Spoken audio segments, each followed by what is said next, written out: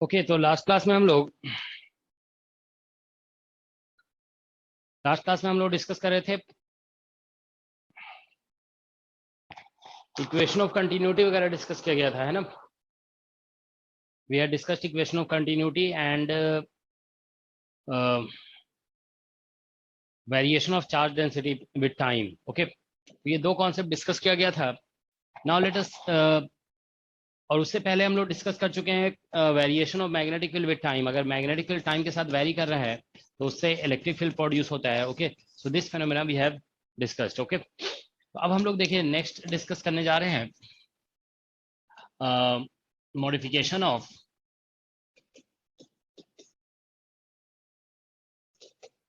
of Ampere's circuital law and concept of, ठीक है, concept of displacement current density, displacement current, yes, modification of Ampere's circuital law and concept of displacement current. Okay, that's what we are going to discuss now.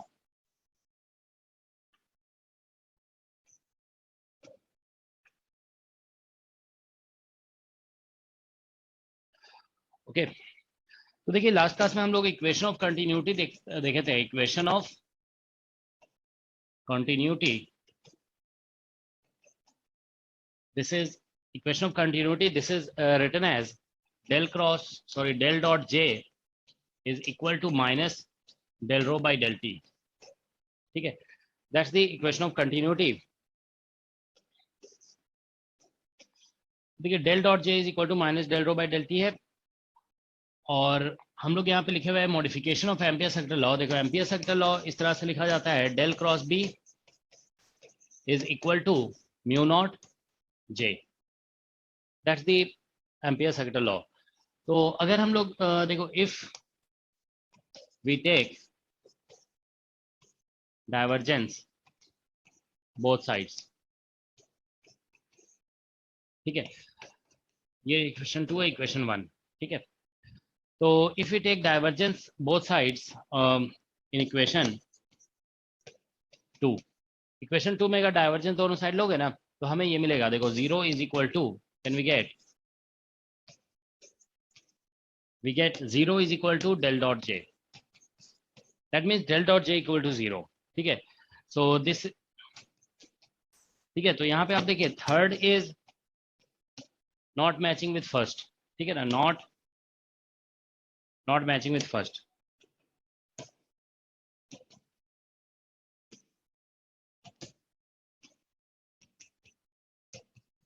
ठीक है, तो ये third equation जो है वो first equation से match नहीं कर रहा है।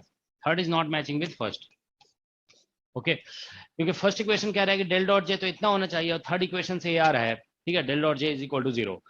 तो ये एक मैथमेटिकल प्रॉब्लम है यहाँ पे। ये देखो डाइवर्जेंस लेने पे divergence curl of A vector तो हमेशा 0 होता है, तो ये बेसिकली ये ऑलवेज 0 है, दिस इज ऑलवेज 0। तो इसका मतलब ये थर्ड इक्वेशन ये कह रहा है कि divergence of current density always 0 होना चाहिए। Okay, it should always be 0। लेकिन सेकेंड इक्वेशन कह रहा है कि डाइवर्जेंस ऑफ करंट डेंसिटी 0 हो सकता है, लेकिन सिर्फ और सिर्फ जब चार्ज डेंसिटी टाइम के साथ चेंज नहीं हो रहा है, ठीक है ना। तो चार्ज डेंसिटी जब टाइम के साथ चेंज नहीं हो रहा होता है ना, तो उसको हम लोग स्टेडी करंट बोलते हैं, that is called steady current, ठीक है ना। तो स्टेडी करंट का केस होगा ये, ठीक है। तो हम ये कह सकते हैं कि देखिए इक्वेशन 3 जो है ना वो इक्वेशन 1 से मैच कर सकता है if there is no variation of charge density with time. Okay, तो आप ये कह सकते हो third will match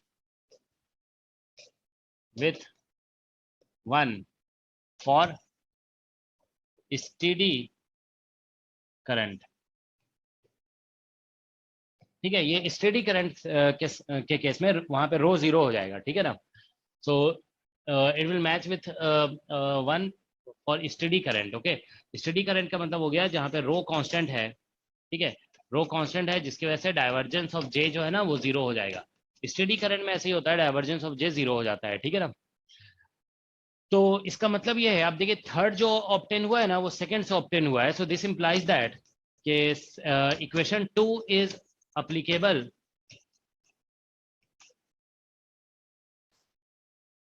only for steady current. ठीक है, equation 2 is applicable only for steady current. Okay,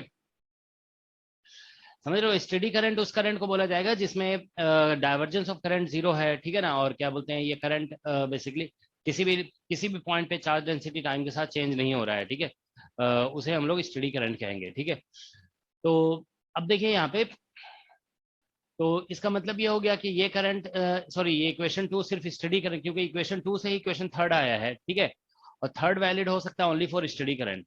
okay, तो इसका मतलब ये है कि ये सिर्फ स्टडी करंट के लिए वैलिड है, तो नॉन स्टडी के लिए इसका मतलब ये वैलिड नहीं होगा. ठीक है, so equation 2 is not applicable for non-steady current. Non-steady current. ठीक है, नॉन स्टडी करंट के लिए ये अप्लीकेबल नहीं होगा. Not applicable for non study current. Okay, that's the thing here. Okay, तो अब देखिए यहाँ पे, तो ये बेसिकली सिचुएशन है. Okay,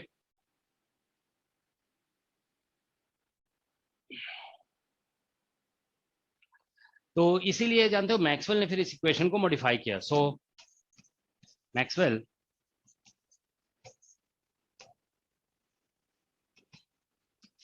modified 2. ठीक है ना, तो मैक्सवेल ने मॉडिफाई किया इक्वेशन 2 को, सो दैट इस तरह से मॉडिफिकेशन किया कि ये इसका जब डाइवर्जेंस लिया जाएगा ना, तो इक्वेशन ये नहीं आना चाहिए. We should not get del dot J equal to 0. Instead of that, we should get del dot j equal to del rho by del t. So Maxwell modified equation 2 in such a way that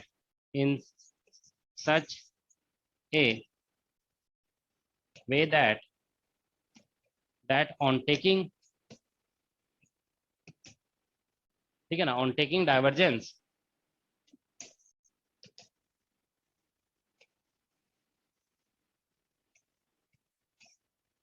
we should get, ठीक है, on taking divergence we should get equation 1.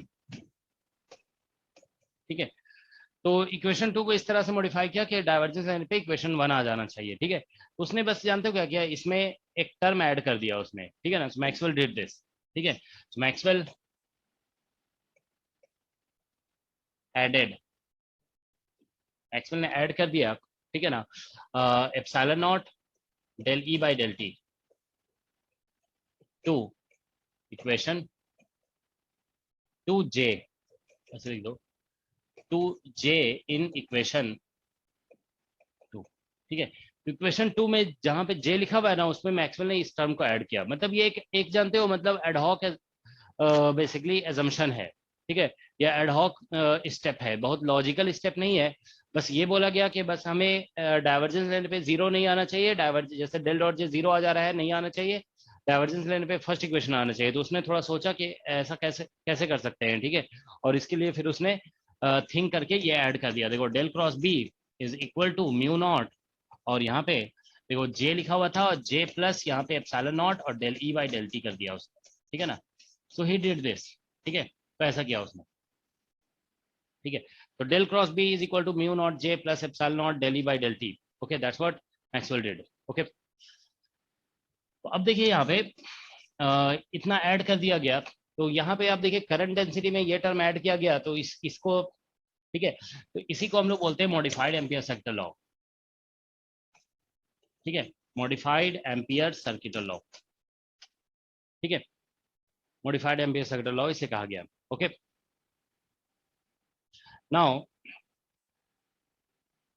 ठीक है, तो देखिए यहाँ पे basically क्या है कि इस टर्म, ये करंट डेंसिटी है, तो ये टर्म ऐड किया गया, तो इस टर्म को भी बोल दिया गया करंट डेंसिटी. ठीक है, लेकिन ये जो टर्म है ना, बेसिकली इसमें अगर एप्सिलॉन नॉट अंदर ले जाएंगे, तो देखिए डी ऐसे होता है ना, डी इज इक्वल टू, हम लोग पढ़ चुके हैं, D is equal to epsilon naught और ई प्लस पी होता है. ठीक है ना, तो अगर मान लीजिए वैक्यूम में हम डिस्कस करें, तो वैक्यूम में कोई मीडियम नहीं है, तो वहाँ पोलराइजेशन 0 हो जाएगा. पोलराइजेशन वेक्टर 0 कर दोगे, तो एप्सिलॉन नॉट जो है ना, वो एप्सिलॉन नॉट ई जो है डी के इक्वल हो जाएगा. तो इसको हम लोग ऐसे डी लिख सकते हैं. तो ये displacement vector electric displacement vector से बेसिकली रिलेट हो रहा है ना, तो इसीलिए इसको बस एक नेम दे दिया गया डिस्प्लेसमेंट करंट डेंसिटी, ठीक है ना। तो यहाँ पे देखो एप्सिलॉन नॉट और del E by del T, ठीक है, del E by del t, या इसको हम लोग ऐसे लिख देंगे del D by del T, ठीक है, सॉरी डेल टी है ये, del T is called displacement current density, ठीक है, इसको हम लोग डिस्प्लेसमेंट करंट डेंसिटी कह देते हैं, ठीक है। तो यहाँ पे देखिए J D is equal to ये एप्सिलॉन नॉट और डेल, यहाँ पे अभी तो del E by del t लिख दे रहे हैं, ठीक है ना, या इसको मतलब बहुत जगह पे आप देखोगे ऐसे भी लिखा रहता है del D by del T, ठीक है ना। बाद में एक्चुअली ये जो डेफिनेशन है ना del D by del t का, ये मीडियम में भी अप्लाई हो जाता है, ठीक है। तो डिस्प्लेसमेंट करंट डेंसिटी का बेसिकली डेफिनेशन यही है, epsilon naught del E by del t. कभी कभी एग्जाम में जानते हो डायरेक्टली क्वेश्चन ऐसा भी आ जाता है, कैलकुलेट डिस्प्लेसमेंट करंट डेंसिटी, तो अगर डिस्प्लेसमेंट करंट डेंसिटी निकालने के लिए बोला गया तो बस डायरेक्ट आप ये फॉर्मूला यूज कर सकते हैं, ठीक है ना, epsilon naught del E by del t आप यूज कर देंगे डायरेक्टली, ठीक है सर। सर ये जो न्यू टर्म ऐड किया मैक्सवेल ने, वो डिराइव किया था क्या? ये जो न्यू टर्म ऐड किया डेल क्रॉस बी में, तो मैक्सवेल ने ये डिराइव किया था क्या? डिराइव कहाँ किया, डिराइव नहीं बोल रहे हैं ना हमने, अभी वर्ड यूज किया ना कि इसको एडहॉक मैनर में मैक्सवेल एडेड दिस टू जे, तो इसको डिराइव क्या करेगा, ये कोई डेरिवेशन होने वाली चीज है क्या, ठीक है, बस इसको ऐड कर दिया उसने इन एडहॉक मैनर, ऐसे लिख दो इन एडहॉक मैनर, ठीक है, बस ये एडहॉक मैनर में ऐड कर दिया। मतलब मेन लॉजिक क्या था समझ रहे हो ना, मेन लॉजिक ये था कि अब अगर हम इसका डाइवर्जेंस लेंगे, देखो ये जो इक्वेशन है ना, अब इसका डाइवर्जेंस लेंगे तो इक्वेशन ऑफ कंटिन्यूटी आना चाहिए, और इक्वेशन ऑफ कंटिन्यूटी हमेशा करेक्ट है ना, तो इसका मतलब है कि अब ये इक्वेशन भी ऑलवेज करेक्ट हो जाएगा। देखो अगर हम इसको फोर्थ कह देते हैं, ठीक है, तो अगर हम इसका डाइवर्जेंस लेंगे ना, देखो टेक डाइवर्जेंस ऑफ 4, इक्वेशन 4 का अगर डाइवर्जेंस आप लेते हो तो देखो यहाँ डाइवर्जेंस लोगे तो ये टर्म जीरो हो जाएगा, क्योंकि आप डाइवर्जेंस कर लो वेक्टर जानते हो जीरो होता है, तो यहाँ पे आप देखिए म्यू नॉट है और यहाँ पे हो जाएगा डेल डॉट जे और प्लस एप्सिलॉन नॉट और डी डी टी है, और डाइवर्जेंस लेंगे ना तो इसको ऐसे लिख दोगे डेल डॉट ई, ठीक है, तो म्यू नॉट से डिवाइड कर दोगे तो इधर तो जीरो आ गया, तो डेल डॉट जे, अब देखिए, और प्लस यहाँ पे एप्सिलॉन नॉट है और डी डी टी, और ये डेल डॉट ई तो हम जानते हैं rho by epsilon naught Gauss law से होता है, तो एप्सिलॉन नॉट कैंसिल हो जाएगा, तो आप देखिए यहाँ से डेल डॉट जे, ठीक है ना, is equal to minus del rho by del t आ रहा है, ठीक है ना। तो आप देख सकते हैं कि इस इक्वेशन से ये इक्वेशन आ गया ना, अब हम जानते हैं कि equation of continuity always correct है, equation of continuity is always correct, तो इसका मतलब ये भी ऑलवेज करेक्ट हो गया। तो उसने लॉजिक बस उसका यही था, मैक्सवेल का जो लॉजिक था ना, वो बस यही लॉजिक था कि उसने किसी मतलब सोच करके ही थॉट अबाउट इट, ओके, कोई डेरिवेशन नहीं किया, बस डायरेक्ट ऐड किया है, ठीक है। फिजिक्स में जानते हो बहुत सारे डेवलपमेंट, फिजिक्स क्या है, कोई रियलिटी तो नहीं है ना, फिजिक्स जानते हो क्या है, आप समझते हो ना, फिजिक्स एक फिटिंग है, जैसे कर्व फिटिंग करते हैं ना, वैसे ही फिजिक्स भी एक फिटिंग है। फिटिंग का मतलब है एक मॉडल डेवलप किया गया है, ठीक है। जैसे मान लो बोला गया कि ये पेन को छोड़ते हैं तो नीचे क्यों गिरता है, तो इसमें बोल दिया गया ग्रेविटी है, ग्रेविटी इसको अट्रैक्ट कर रहा है, ठीक है ना, इसीलिए नीचे गिर जाता है। तो अब किसी ने ग्रेविटी को तो देखा तो नहीं है ना, बस एक एक्सप्लेनेशन दिया गया है कि अर्थ जो है ना हर ऑब्जेक्ट को अपनी तरफ अट्रैक्ट करता है, ये एक एक्सप्लेनेशन दिया गया, ठीक है ना। अब उसका मतलब मैथमेटिकल एक मॉडल डेवलप किया गया कि इसके बीच में जो फोर्स लग रहा है that is inversely proportional to distance square, okay. तो फिजिक्स में तो हम लोग ऐसा ही करते हैं ना, कुछ मैथमेटिकल फिटिंग के जैसा ये मैथमेटिकल फॉर्मूला कुछ डेवलप कर रहे हैं सो दैट जो गिवन सिचुएशन है वो सेटिस्फाई होना चाहिए, ठीक है। तो उसने बस सोच करके ये टर्म ऐड कर दिया कि यहाँ पे ऐड करेंगे तो इक्वेशन ऑफ कंटिन्यूटी से मैच कर जाएगा। तो फिजिक्स में ऐसा नहीं होता है कि बहुत कहीं से कोई डेरिवेशन करके ही सब कुछ किया जाता है, ठीक है ना। अब प्लैंक का देखो, प्लैंक ने बताया कि एनर्जी जो ऑसिलेटर का होगा E is equal to NH nu, तो इसका कोई डेरिवेशन तो नहीं किया था ना, ठीक है। तो कोई ऐसा जरूरी नहीं कि फिजिक्स में बहुत सिस्टमेटिकली कुछ कॉन्सेप्ट्स इंट्रोड्यूस किया जाता है, ऐसा जरूरी भी नहीं है। बहुत सारे कॉन्सेप्ट बहुत एडहॉक मैनर में इंट्रोड्यूस कर जाते हैं और उसको करेक्ट इसलिए माना जाता है क्योंकि वो वर्क कर जाते हैं, ठीक है ना। दोज उससे जो थ्योरी डेवलप होती है वो एक्सपेरिमेंट से मैच कर जाता है, तो इसीलिए उसको करेक्ट माना जाता है, ठीक है। अगर नहीं मैच करेगा तो इनकरेक्ट मानेंगे, ठीक है ना। तो ये एडहॉक मैनर में ऐड किया गया, लेकिन इससे जो थ्योरी डेवलप हो रही है वो थ्योरी एक्सपेरिमेंट से मैच करता है, तो इसलिए इसको करेक्ट मान लिया गया और बोल दिया गया कि हाँ मतलब ये टर्म ऐड होना चाहिए यहाँ पे इक्वेशन में, और इस टर्म का डेंसिटी सॉरी इसका यूनिट ये करंट डेंसिटी है तो इसको भी बोल दिया करंट डेंसिटी और इसको जेडी ऐसे लिखा गया, ठीक है ना। तो अब देखिए यहाँ पे हम लोग लिख रहे हैं डिस्प्लेसमेंट करंट, ठीक है ना।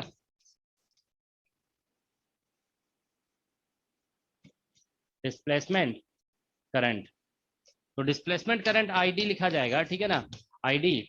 और ये मतलब करंट डेंसिटी है ना, इसको एरिया पे इंटीग्रेट कर दोगे तो आ जाएगा, तो इसको ऐसे लिखा जाएगा, देखो जेडी डॉट डीएस, ठीक है ना, ये डीए तो भी ये एरिया है मान लो डीए, तो इसको इस तरह से इंटीग्रेट करेंगे तो जेडी का वैल्यू आप पुट करोगे यहाँ पे, ठीक है, तो एप्सिलॉन नॉट और ये हो जाएगा, ठीक है। देखिए यहाँ पे डी डी टी, हम जेडी का वैल्यू पुट कर रहे हैं, ठीक है ना, डी डी टी, और यहाँ पे ई डॉट डी ए आ जाएगा, ठीक है ना, ई डॉट डी ए। तो यहाँ से देखिए ई डॉट डी ए जो है ना, this is electric flux actually, ठीक है। तो यहाँ से आई डी जो आएगा, I D this is equal to epsilon naught D D T of, ठीक है, दिस इज इलेक्ट्रिक फ्लक्स, तो ये इलेक्ट्रिक फ्लक्स हो जाएगा, ठीक है। तो ये आईडी का मतलब डिस्प्लेसमेंट करंट का ये फॉर्मूला हो गया, ठीक है। कभी कभी एग्जाम में देखो ऐसे क्वेश्चंस हो सकते हैं कि इलेक्ट्रिक फील्ड मान लीजिए टाइम के साथ चेंज हो रहा है, ठीक है ना, तो इलेक्ट्रिक फ्लक्स भी टाइम के साथ चेंज हो रहा होगा। तो अगर इलेक्ट्रिक फील्ड चेंज हो रहा है तो इलेक्ट्रिक फ्लक्स भी चेंज हो रहा होगा, तो उस केस में कभी बोला जा सकता है कि what is the displacement current through the, ठीक है, what is the displacement, total displacement current through the surface, है ना। इस तरह से क्वेश्चन किसी सरफेस से पूछा जा सकता है कि टोटल डिस्प्लेसमेंट करंट कितना होगा, ठीक है। जैसे मान लीजिए अगर हम देखो एक एग्जांपल देते हैं, ठीक है ना, मेरे को पहले कुछ थ्योरेटिकल कॉन्सेप्ट और बता देते हैं फिर एग्जांपल देंगे, ठीक है। देखिए अगर हम लोग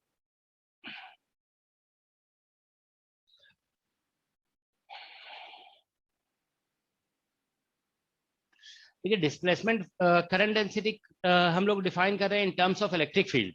अब देख रहे हैं ना इलेक्ट्रिक फील्ड का टाइम डेरिवेटिव किया जा रहा है, ठीक है। तो हम ये कह सकते हैं कि डिस्प्लेसमेंट करंट डेंसिटी उसी लोकेशन, ये लोकल इक्वेशन है, देखो डेरिवेटिव जो है ना किसी एक पर्टिकुलर पॉइंट पे किया जाता है, ठीक है ना। तो हम ये कह सकते हैं डिस्प्लेसमेंट करंट डेंसिटी डिफाइन उसी लोकेशन पे होगा जहां पे इलेक्ट्रिक फील्ड टाइम के साथ चेंज हो रहा है, ठीक है। तो जेडी इज डिफाइंड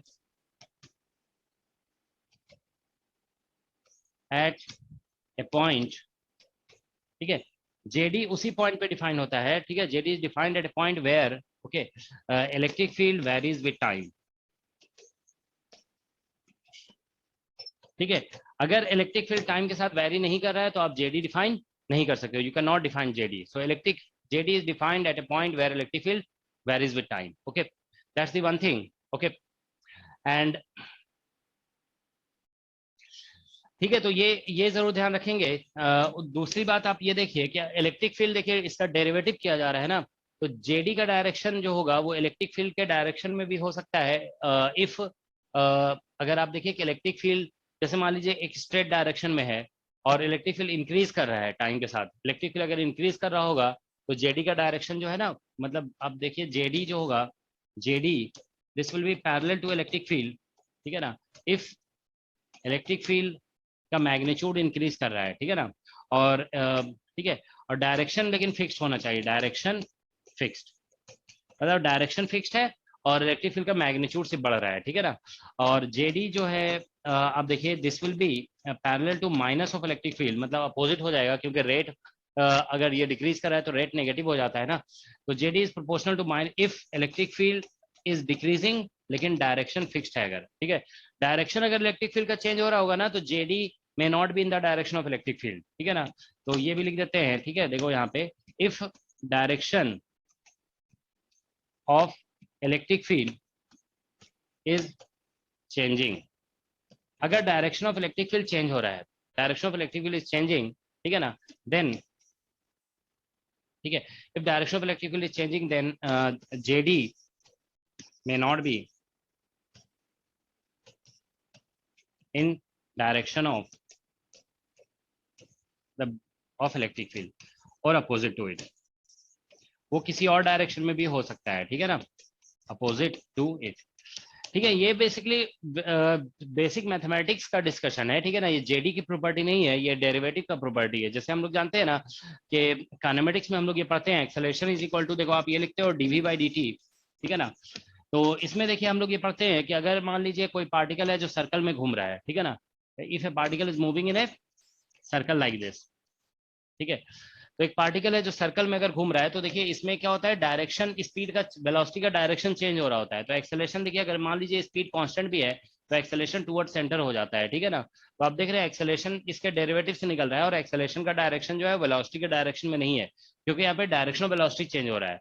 तो जब किसी वेक्टर का डायरेक्शन चेंज हो रहा होता है ना, तो उसका डेरिवेटिव से जो दूसरा वेक्टर ऑब्टेन होता है उसका डायरेक्शन कुछ और भी हो सकता है, ठीक है ना। तो जैसे यहाँ एक्सेलेरेशन का डायरेक्शन टुवर्ड सेंटर हो जाता है, ये वेलोसिटी के पैरेलल या अपोजिट नहीं होता है, ठीक है। तो ये ध्यान रखना है कि JD will be defined at those location where electric field changes with time, okay, ठीक है। तो ये कुछ थ्योरेटिकल पॉइंट्स हो गए।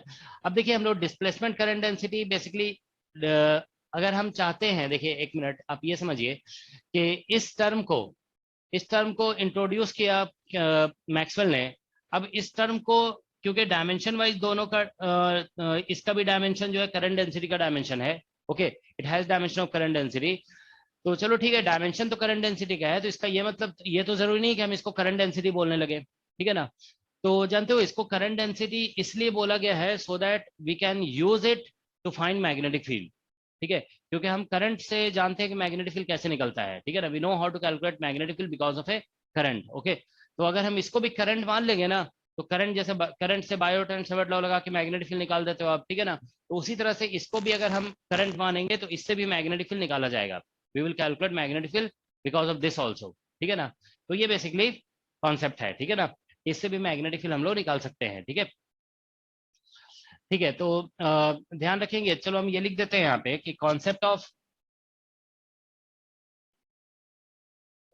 So last point, direction of E changing में क्या लिखा है?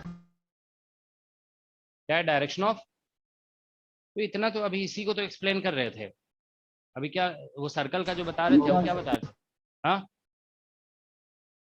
इसी को तो बता रहे थे अभी। एक्सेलरेशन से मैच करा के नहीं बोल रहे थे। देखो concept of JD is introduced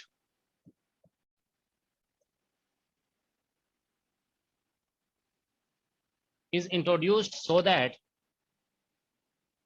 हम लोग कॉन्सेप्ट ऑफ जेडी इंट्रोड्यूस करते हैं so that we can easily calculate magnetic field, ठीक है। मेन लॉजिक इसका यही है, जेडी का कॉन्सेप्ट इसलिए इंट्रोड्यूस किया जाता है ना, ताकि हम लोग फिर मैग्नेटिक फील्ड, मतलब concept of displacement current density, मतलब इसको करंट डेंसिटी हम लोग इसीलिए बोलते हैं, अदरवाइज इसको करंट डेंसिटी बोलने की क्या जरूरत थी, ठीक है। आप समझ रहे हो ना, इसको हम करंट डेंसिटी नहीं बोलते, इसको जैसे लिखा हुआ है वैसे ही रहने देते। अलग से इसको जेडी बोलने की क्या जरूरत है, इसको आईडी बोलने की क्या जरूरत है, ठीक है ना। तो इसका मेन रीजन यही है कि इसको ये सब इसलिए बोला गया ना, so that we can easily calculate magnetic field, ठीक है। तो हमारे पास देखिए फॉर्मूला ये है ना, एक मिनट, ठीक है। तो हमारे पास फॉर्मूला ये है, देखो del cross B is equal to mu naught, और इसको हमने जेडी बोल दिया। तो अब हमारे पास देखिए फॉर्मूला ऐसा हो गया है, del cross B is equal to mu naught और जे प्लस जेडी, ठीक है ना, जे प्लस जेडी, ठीक है। तो अब आप देखिए यहाँ पे, अगर हम इसको इसमें दोनों साइड सरफेस इंटीग्रेशन ले लेते हैं और इसको कन्वर्ट करते हैं इंटीग्रल फॉर्म में, इसका इंटीग्रल फॉर्म पता है ना। देखिए कभी कभी इंटरव्यू में ऐसे भी पूछा जा सकता है कि जैसे ये डिफरेंशियल फॉर्म है, आपसे ये बोला जा सकता है कि इंटीग्रल फॉर्म कैसे कैसे ऑब्टेन करोगे, how will you convert this differential form into integral form. बताइए आप लोग कैसे कन्वर्ट होगा ये, इस डिफरेंशियल फॉर्म के इंटीग्रल फॉर्म में कैसे करेंगे। Green theorem. नहीं, इंटीग्रल फॉर्म तो आप जानते हो, ये एम्पियर सर्कुलर लॉ का मॉडिफाइड फॉर्म है। तो एम्पियर सर्कुलर लॉ में जैसे del cross B is equal to mu naught J था ना, तो हम जानते हैं इंटीग्रल फॉर्म में B dot D L is equal to mu naught I enclosed आता है, ठीक है ना। लेकिन कैसे आता है, यहां से कैसे आएगा, तो इसको जानते हो, ऐसे करते हैं ना, देखो take dot with ds and integrate, और आप इंटीग्रेट कर देंगे इसको, ठीक है। Take dot with ds vector, तो यहाँ पे क्या करोगे, del cross B dot ds ऐसे लिख देना होगा। चलो एक बार लिख देते हैं हम, ठीक है ना, देखो बार बार नहीं लिखेंगे। Del cross B dot ds करोगे और इज इक्वल टू इधर म्यू नॉट, और यहाँ पे आ जाएगा j डॉट ds इंटीग्रेशन और plus jd dot ds integration. तो दोनों साइड हमने डॉट ds। अब इसमें आप स्टोक्स थ्योरम लगाना पड़ेगा, ठीक है ना। तो स्टोक्स थ्योरम लगाओगे, स्टोक्स थ्योरम। तो जब आप स्टोक्स थ्योरम लगाएंगे यहाँ पे, तो स्टोक्स थ्योरम लगाने पे यहाँ पे आ जाएगा डेल मतलब ये बी डॉट डीएल हो जाएगा, B dot DL along close loop is equal to mu naught, और यहाँ पे I plus I D enclosed, ठीक है। तो ये रिजल्ट आ जाएगा, mu naught I plus I D enclosed, ठीक है। That's what we get, mu naught I plus I D enclosed, ठीक है। तो ये बेसिकली इसका मेथड होगा, ओके। तो देखिए आप यहाँ पे बेसिकली हमने ये लिखा है ना, concept of JD is introduced so that we can easily calculate magnetic field. तो अब देखो मैग्नेटिक फील्ड जैसे निकालना है तो हम इसको एक करंट की तरह ट्रीट करके एम्पियर सेक्टर लॉ लगाकर मैग्नेटिक फील्ड निकाल सकते हैं, ठीक है। तो ये इसका एडवांटेज है, ठीक है। तो इसको अगर करंट की तरह ट्रीट करते हो ना आप, तो फिर डायरेक्टली मैग्नेटिक फील्ड निकल जाएगा यहाँ से, ठीक है। जे डॉट डी एस जो है ना, sorry JD dot D S को आईडी लिख दिया गया है और जे डॉट डी एस को आई लिखा गया है। तो ये बेसिकली इलेक्ट्रॉनिक करंट है, ये जो है ना, देखिए ये इलेक्ट्रॉनिक करंट है यहाँ पे,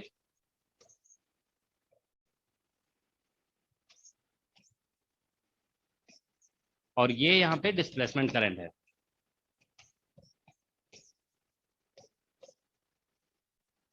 ठीक है।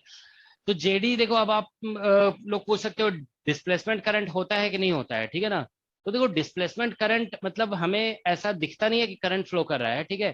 करंट तो बेसिकली ये कॉन्सेप्ट इंट्रोड्यूस किया गया है ना कि यहाँ पे अब देखिए इलेक्ट्रिक फील्ड अगर चेंज हो रहा है तो वहां पे हम लोग एज्यूम कर सकते हैं कि देयर इज करंट, ओके। तो इसको करंट की तरह हम लोग एज्यूम कर रहे हैं, ठीक है ना। तो करंट की तरह एज्यूम कर रहे हैं, तो करंट से रिलेटेड जो भी फिजिक्स का कॉन्सेप्ट है ना, वो कॉन्सेप्ट हम लगा सकते हैं, ठीक है। जैसे हम मान लीजिए करंट, इसको मान लेते हैं करंट है, तो करंट के जैसे मान लीजिए इसका एक डायरेक्शन होगा, तो हम थंब ऐसे रखेंगे तो फिर मैग्नेटिक फील्ड का डायरेक्शन क्या होगा वो बेसिकली पता चल सकता है यहाँ से, ठीक है ना। तो देखिए इसको इक्वेशन नंबर 5 बोल दो, चलो इसको इक्वेशन नंबर 6 हम कह देते हैं, ठीक है ना, 6। तो अब आप देखिए यहाँ से इक्वेशन नंबर 5 में ये कहा जा रहा है कि अगर आप देखिए कि यहाँ पे मान लो इलेक्ट्रॉनिक करंट नहीं है, इलेक्ट्रॉनिक करंट को हम जीरो कर देते हैं, तो भी आप देखो मैग्नेटिक फील्ड जो रिलेट होगा वो इलेक्ट्रिक फील्ड के डेरिवेटिव से रिलेट हो जाएगा। मतलब इलेक्ट्रिक फील्ड का टाइम डेरिवेटिव अगर एग्जिस्ट कर रहा है तो फिर मैग्नेटिक फील्ड तो जरूर रहेगा वहां पे। तो if electric field varies with time, तो हम कह सकते हैं कि उसकी वजह से मैग्नेटिक फील्ड प्रोड्यूस हो जाएगा, ठीक है। तो ठीक है, तो ये यही देख रहे हो ना, इलेक्ट्रॉनिक करंट जीरो होने पे इलेक्ट्रिक फील्ड के टाइम डेरिवेटिव से मैग्नेटिक फील्ड कनेक्ट हो रहा है, तो इसीलिए बोला जाता है कि time variation of electric field produces magnetic field, ठीक है। और इसी मैग्नेटिक फील्ड को कैलकुलेट करने के लिए हम लोग इसको एक करंट की तरह ट्रीट करते हैं, ठीक है ना। तो देखो यहाँ पे ये इंट्रोड्यूस कर दे रहे हैं कॉन्सेप्ट, ठीक है ना, इंड्यूस्ड। सर इलेक्ट्रॉनिक करंट और डिस्प्लेसमेंट करंट का डिफरेंस क्या है? तो ये तो आपको समझ में खुद ही आना चाहिए ना, आप लोग ऐसे क्वेश्चंस क्यों पूछते हो, ठीक है। इलेक्ट्रॉनिक करंट का मतलब क्या हुआ बताइए, व्हाट डू यू मीन। हम आप इलेक्ट्रॉनिक करंट किसको बोलते हैं हम लोग, खुद थोड़ा सा सोचो। इलेक्ट्रॉनिक करंट हम बोल ही रहे हैं जब यहाँ पे, ठीक है ना। अब बार बार हम एक वर्ड इंट्रोड्यूस कर रहे हैं तो थोड़ा सा आप लोग फोकस करो, ठीक है। इलेक्ट्रॉनिक करंट का मतलब हो गया जो आप वायर के अंदर जो करंट जाता है, जो वायर, कोई वायर होगा, अगर ऐसा वायर है उसके अंदर करंट जा रहा है तो उसको क्या बोलोगे आप, इलेक्ट्रॉनिक करंट बोलोगे, ठीक है। और डिस्प्लेसमेंट करंट आपको क्या बोला जा रहा है, यहाँ पे बार बार बोल रहे हैं ना, देखो यहाँ पे कि इसको एडहॉक मैनर में इंट्रोड्यूस किया गया है, this has been introduced in ad hoc manner. और कहाँ पे ये एग्जिस्ट करेगा, ये कहाँ पे एग्जिस्ट कर रहा है, आपको बताया गया ना कि JD is defined at a point where electric field varies with time. यहाँ पे इलेक्ट्रॉन का कोई बात आ रहा है और ये कोई एडहॉक कॉन्सेप्ट है, ठीक है ना, दिस इज एडहॉक कॉन्सेप्ट। तो ये तो इतना बताने के बाद फिर वही चीज पूछते हो, तो ये तो बताया ही जा रहा है ना कि इलेक्ट्रिक फील्ड जहाँ पे टाइम के साथ चेंज हो रहा है वहां पे हम इस चीज को डिफाइन कर रहे हैं, वी आर डिफाइनिंग इट, ठीक है ना। और इतना सब कुछ लिख दिया गया यहाँ पे, देखो concept of JD is introduced, ठीक है ना, इन एडहॉक मैनर, ये एडहॉक कॉन्सेप्ट है, ठीक है ना, ये सब कुछ लिख दिया गया ना, ठीक है, कहीं पे अभी हम लिखे भी थे एडहॉक मैनर में इंट्रोड्यूस किया जाता है, ठीक है।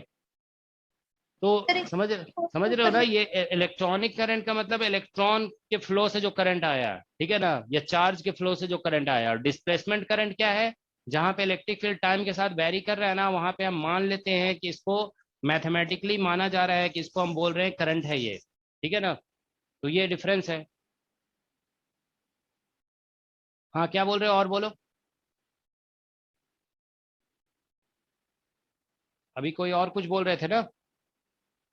तो डिस्प्लेसमेंट करंट देखो, आप लोग पहले मेंटली इस तरह से तैयार हुई है, आप लोग हमेशा, आप लोग हर चीज को जो है ना सोचते हो एकदम रियल रियल सब कुछ समझ में आ जाएगा, ठीक है। देखो रियलिटी फिजिक्स में कुछ नहीं होता है, ठीक है ना, मतलब फिजिक्स में ये चीज है कि नेचर में जो ऑब्जर्व किया जा रहा है ना, उसको किसी भी तरह से जोड़ तोड़ करके और हम एक्सप्लेन करने की कोशिश कर रहे हैं, ठीक है ना। परफेक्ट एक्सप्लेनेशन कुछ नहीं होता है। आप लोग ये मत सोचोगे कि हमको ऐसा समझा दिया जाएगा ना कि मतलब एकदम यूनिवर्स का मिस्ट्री हमें समझ में आ जाएगा, ऐसा कुछ नहीं होने वाला है, ठीक है ना। आप ये ध्यान रखिए कि क्या बोलते हैं, अ, जो भी नेचर में ऑब्जर्व किया जा रहा है बस उसको किसी तरह से जोड़ तोड़ करके फिजिक्स में मैथमेटिक्स लगा दिया जा रहा है, ठीक है ना। तो हम आपको बताए ना, देखो आप लोग सिस्टमेटिकली लिंक करके सोचा करो ना। आप 11th 12th के स्टूडेंट नहीं हो जो लिंक करके सोचो। हम इतना देर से बता रहे हैं आप लोग को कि इसका कर लिया गया तो जीरो आ गया, इससे मैच नहीं किया तो मैक्सवेल ने बोला इससे मैच कराना है। अब इससे मैच कराने के लिए उसने सोच करके ये ऐड कर दिया। अब पहली बात तो आप पूछ रहे थे कि डेराइव करते हैं क्या इसको, तो हम बताया डेराइव नहीं करते हैं, बस एडहॉक मैनर में ऐड कर दिया गया, ठीक है ना। अब ऐड कर दिया गया है तो इसको एक नाम देना है, कुछ भी नाम देना है, इसको नाम दे दो, आप इसको कुछ भी दे दो, चिंटू मिंटू कुछ भी नाम दिया जा सकता था, ठीक है ना। तो अब इसको यहाँ पे मान लो ऐसे ऐसे नाम नहीं दिया गया, ठीक है ना, इसको थोड़ा सा फिजिक्स का मतलब कहते हैं ना रिस्पेक्ट किया गया कि ये करंट है तो इसको भी करंट बोल दिया गया। अगर हम इसको चिंटू मिंटू भी बोल देंगे ना तो भी कुछ नहीं होने वाला है, ठीक है ना, तो भी चल जाएगा, ठीक है। तो बस आपको इतना समझना है, ठीक है, कि यहाँ पे हमको नाम देना था, इसको नहीं नहीं भी देते नाम तो भी चल जाता, कोई ऐसी कोई दिक्कत नहीं होती, ठीक है ना। इसको हम हमेशा बोल रहे होते हैं epsilon naught del E by del T, तो भी हमारा सारा काम चल चल गया होता, ठीक है। उसके बाद हम बताएं कि इसको एक नाम दिया गया है, ठीक है ना, इट इज कॉल्ड, कहा जाता है। हिंदी इंग्लिश का सेंटेंस समझते हो ना, इसको कहा जाता है, मतलब नहीं कि इट इज, नहीं ऐसे नहीं बोला जा रहा है। देखो इसको सेंटेंस में ऐसे नहीं लिखा जा रहा है कि this is current displacement current density. Called का मतलब कहा जाता है, ठीक है ना, इसको कहा जाता है ये है नहीं, मतलब इसको हम सिर्फ डेरिवेटिव ऑफ इलेक्ट्रिक फील्ड है ये, ठीक है। तो इसको नाम दिया गया, इसको कुछ भी नाम देना है आप नाम दे दीजिए उसको, ठीक है। नहीं भी नाम दोगे तो भी इस मतलब एडहॉक मैनर में इंट्रोड्यूस किया हुआ चीज है, ठीक है ना। अब ये यहाँ पे एडहॉक मैनर, नेचर में मत सोचो कि नेचर में ऐसा कुछ होता है, ठीक है ना, बस फिजिक्स में मैथमेटिक्स ऐसे लाया गया है, ठीक है। अब इसको नाम दिया गया डिस्प्लेसमेंट करंट डेंसिटी, आप चाहते हो कुछ भी नाम दे दो इसको, ठीक है। अब इसको आप देख रहे हो कि ये डेरिवेटिव ऑफ इलेक्ट्रिक फील्ड से रिलेट हो रहा है ना, तो हम बोल रहे हैं कि इलेक्ट्रिक ये कहाँ पे एग्जिस्ट करेगा, डिस्प्लेसमेंट करंट डेंसिटी कहाँ पे आएगा, जहाँ पे इलेक्ट्रिक फील्ड टाइम के साथ चेंज होगा, मतलब वहां पे इलेक्ट्रॉन हो या नहीं हो, चार्ज है या नहीं है, वो मैटर नहीं करता है। इलेक्ट्रिक फील्ड टाइम के साथ चेंज हो रहा है तो बस वहां पे ये एग्जिस्ट करेगा, ठीक है ना। अब इसका फॉर्मूला वगैरह डेवलप कर दिया गया, ठीक है ना। अब ठीक है, अब इसका लॉजिक समझ में आ गया ना। लॉजिक बस ये है कि एक मैथमेटिकल इक्वेशन को सेटिस्फाई करने के लिए ये सब लाया गया, ठीक है। अब हम ये कह रहे हैं कि अगर ये वाला करंट तो पहले से था ना, ये इलेक्ट्रॉनिक करंट ये पहले से था, आप एम्पियर सर्किट लॉ पढ़ रहे हो वहां से आया है ये। तो हम कह रहे हैं कि इलेक्ट्रॉनिक करंट अगर जीरो भी रहेगा ना तो ये टर्म है और फिर ये टर्म है, तो इसका मतलब मैग्नेटिक फील्ड इससे रिलेट हो रहा है, ठीक है ना। मैग्नेटिक फील्ड इससे रिलेट हो रहा है तो बेसिकली इसका मतलब ये होगा कि इलेक्ट्रिक फील्ड अगर टाइम के साथ चेंज होगा तो मैग्नेटिक फील्ड प्रोड्यूस होगा, ठीक है। तो इसमें जानते हो मतलब आपको देखो दो चीजें, आपको ये चीज सीखना है, फिजिक्स जब पढ़ रहे हो ना तो ये मत मान के चलोगे कि हर कुछ रियलिटी होता है। फिजिक्स में बहुत सारी चीजें हम लोग खुद से लाते हैं। हम पहले आप लोग कई बार एग्जाम्पल दिए ना कि देखो क्या होता है कि मतलब हम लोग नेचर का, नेचर में कोई चीज कुछ भी हैपन हो रहा है, कोई भी फेनोमेना हो रहा है तो क्यों होता है उसको एक्सप्लेन करने की हम लोग कोशिश कर रहे हैं फिजिक्स में, ठीक है ना। हो सकता है कि अभी जो एक्सप्लेनेशन हम लोग दे रहे हैं वो आज से 100 साल के बाद वो एक्सप्लेनेशन को लोग पढ़ करके हंसेंगे कि देखो ये लोग कैसे एक्सप्लेन करते थे, ऐसा भी हो सकता है। या आज 100 साल या 200 साल के बाद लोग हंस सकते हैं कि अरे ये लोग देखो इस तरह से बोलते थे, ठीक है ना। आज का एक्सप्लेनेशन यही है, ठीक है ना, कि एम्पियर सर्किल लॉ को बस एडहॉक मैनर में मॉडिफाई किया गया है, कोई रियलिटी नहीं है, बस सोच करके मॉडिफाई किया गया है, ठीक है ना। तो प्रेजेंटली यही है एक्सप्लेनेशन इसका, ओके। अब थोड़ा आप लोग भी साथ ही साथ सोचते रहा करो, आपको इलेक्ट्रॉनिक करंट और डिस्प्लेसमेंट करंट बोल दिया तो आप पूछते हो कि what is the difference. Okay, इतनी देर से तो वही बता ही रहे हैं आपको।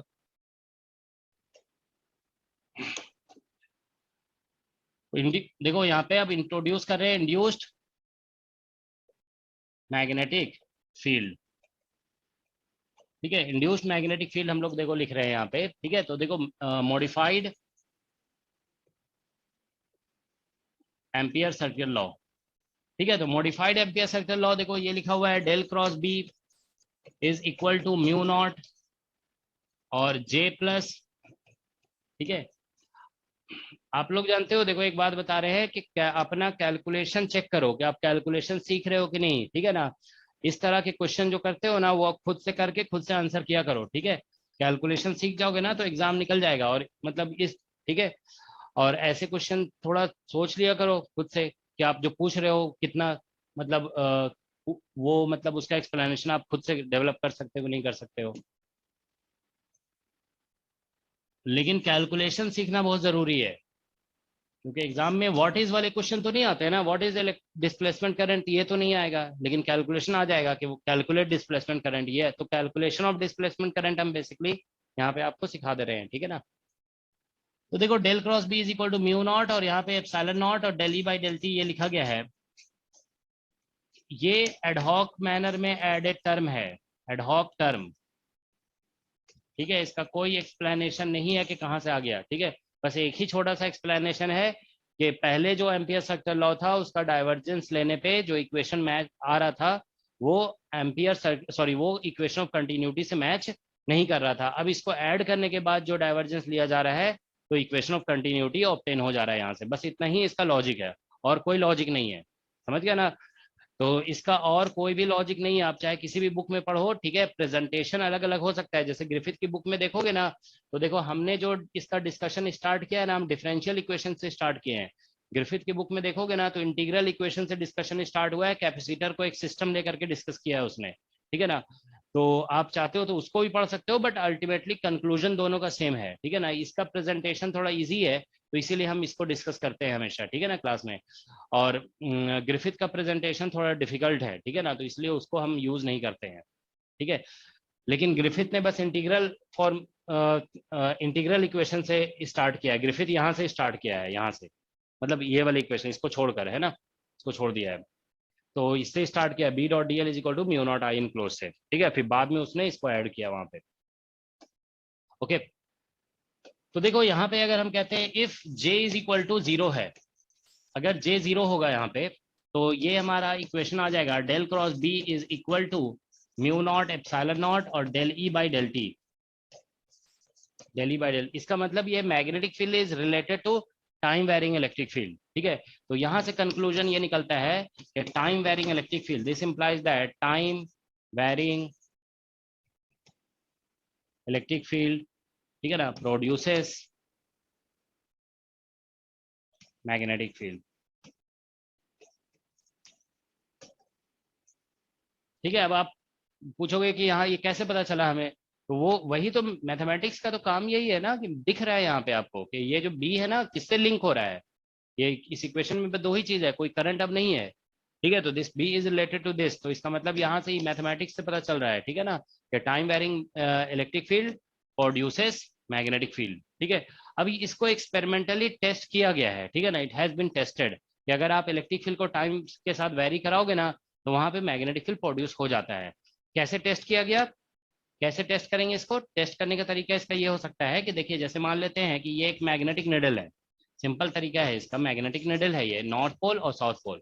हम जानते हैं कि मैग्नेटिक निडल जो है अफेक्टेड होता है मैग्नेटिक फील्ड से, ये मैग्नेटिक फील्ड की वजह से डिफ्लेक्ट होता है, इलेक्ट्रिक फील्ड से ये डिफ्लेक्ट नहीं होता है। तो अब आप ऐसा करो कि एक चार्ज पार्टिकल, जैसे मान लीजिए कि आपने एक चार्ज पार्टिकल को इधर मूव कराते हो, ठीक है ना, मान लीजिए ऊपर की तरफ ऐसे हम ले जा रहे हैं चार्ज पार्टिकल को, तो चार्ज पार्टिकल ऊपर की तरफ मूव करेगा ना तो इसकी वजह से यहाँ पे जो इलेक्ट्रिक फील्ड प्रोड्यूस हो रहा होगा वो जैसे जैसे दूर जाएगा तो इलेक्ट्रिक फील्ड चेंज होगा। अब इलेक्ट्रिक फील्ड चेंज होगा तो यहाँ पे मैग्नेटिक फील्ड आ जाएगा, मैग्नेटिक फील्ड की वजह से ये मैग्नेट डिफ्लेक्ट होता है। ठीक है ना, तो इस तरह से एक्सपेरिमेंट करके चेक किया जा सकता है। ठीक है ना, कि इलेक्ट्रिक फील्ड को अगर हम टाइम के साथ वेरी कर रहे हैं तो मैग्नेटिक फील्ड प्रोड्यूस होगा। ठीक है, तो it can be check easily. ठीक है ना, तो ये बेसिकली देखिए एक बहुत ही इंपॉर्टेंट कंक्लूजन यहाँ से निकला है, time varying electric field produces magnetic field. तो अगर टाइम वेरिंग इलेक्ट्रिक फील्ड से मैग्नेटिक फील्ड प्रोड्यूस हो रहा है और उसको आपको सॉल्व करने के लिए बोला जाता है, तो आपको यहाँ से स्टार्ट करना पड़ेगा। You will have to start from here. Electric field का वैल्यू पुट करोगे, इसको बेसिकली डिफरेंशिएट करोगे, फिर यहाँ से कैलकुलेशन हो सकता है, या इसका इंटीग्रल फॉर्म लिखेंगे ना, इसका इंटीग्रल फॉर्म आप लिख सकते हो।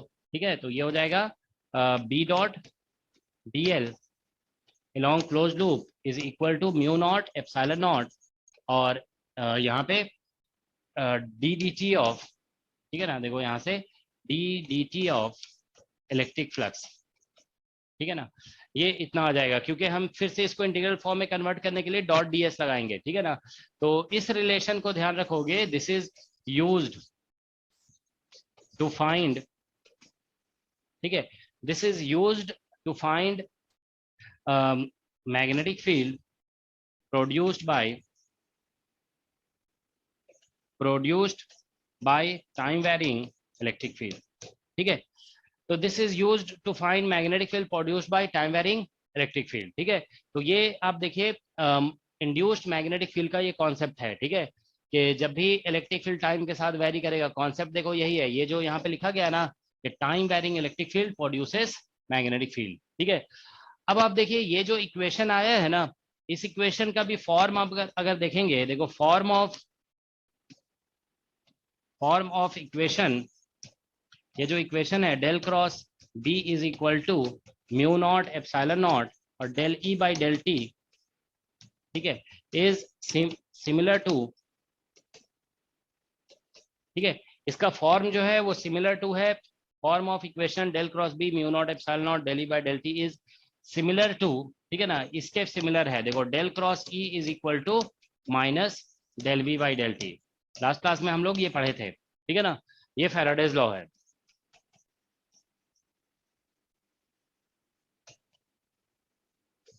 ठीक है, फैराडेज लॉ, ठीक है, तो ये फैराडेज लॉ है। ठीक है, तो दोनों का फॉर्म जो है वो बेसिकली सेम है। ठीक है, तो अब मैथमेटिकल फॉर्म सेम है, बस माइनस साइन का डिफरेंस है। ठीक है ना, तो इसीलिए ओवरऑल इससे जो कंक्लूजन निकलता है ना, वही कंक्लूजन इससे भी निकलेगा, दोनों से कंक्लूजन सेम निकलेगा। तो देखो जैसे यहाँ पे हम लोग ये कंक्लूजन निकाले थे कि जैसे मान लीजिए इलेक्ट्रिक फील्ड, देखो इसमें ये था ना कंक्लूजन कि अगर, एक मिनट,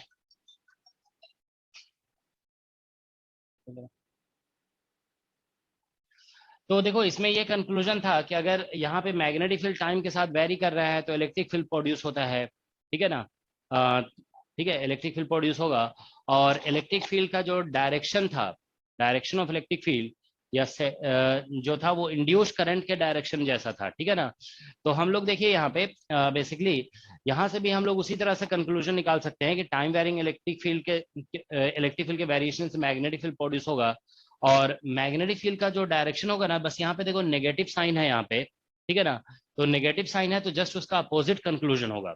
तो इसमें जैसे इंड्यूस्ड करंट में बोल रहे थे ना कि इंड्यूस्ड करंट जैसा होगा, तो इसमें भी आप वही कॉन्सेप्ट लगा दोगे कि जैसे मैग्नेटिक फील्ड इंक्रीज कर रहा होता है तो हम थंब उसके अपोजिट करते हैं, तो फिर इंड्यूस्ड करंट का जो डायरेक्शन होता है उसी का डायरेक्शन बोला जा रहा था, यहाँ मैग्नेटिक फील्ड का डायरेक्शन होगा। ठीक है, तो सॉरी, इलेक्ट्रिक फील्ड का डायरेक्शन होगा, इंड्यूस्ड करंट और इलेक्ट्रिक फील्ड का डायरेक्शन सेम बोला जा रहा था।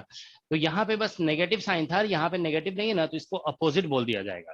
ठीक है, अदरवाइज दोनों कंक्लूजन एग्जैक्टली सेम होंगे। ठीक है, तो जैसे हम चलो एक दो लिख देते हैं यहाँ पे। ठीक है, जैसे ये बोला गया था ना कि जैसे मान लीजिए इलेक्ट्रिक फील्ड यहाँ पे परपेंडिकुलर टू द प्लेन है, तो sorry magnetic field perpendicular to the plane है, तो इंड्यूस्ड इलेक्ट्रिक फील्ड जो आएगा वो इसी प्लेन में होगा। जैसे आप देखो लास्ट क्लास में ऐसे बताए जा रहे थे कि ये मान लो मैग्नेटिक फील्ड है और ये सपोज करो टाइम का फंक्शन है। लास्ट क्लास में हम लोग ये डिस्कस कर रहे थे, मैग्नेटिक फील्ड टाइम के साथ अगर चेंज हो रहा है तो थंब आप मैग्नेटिक फील्ड के डायरेक्शन में करोगे।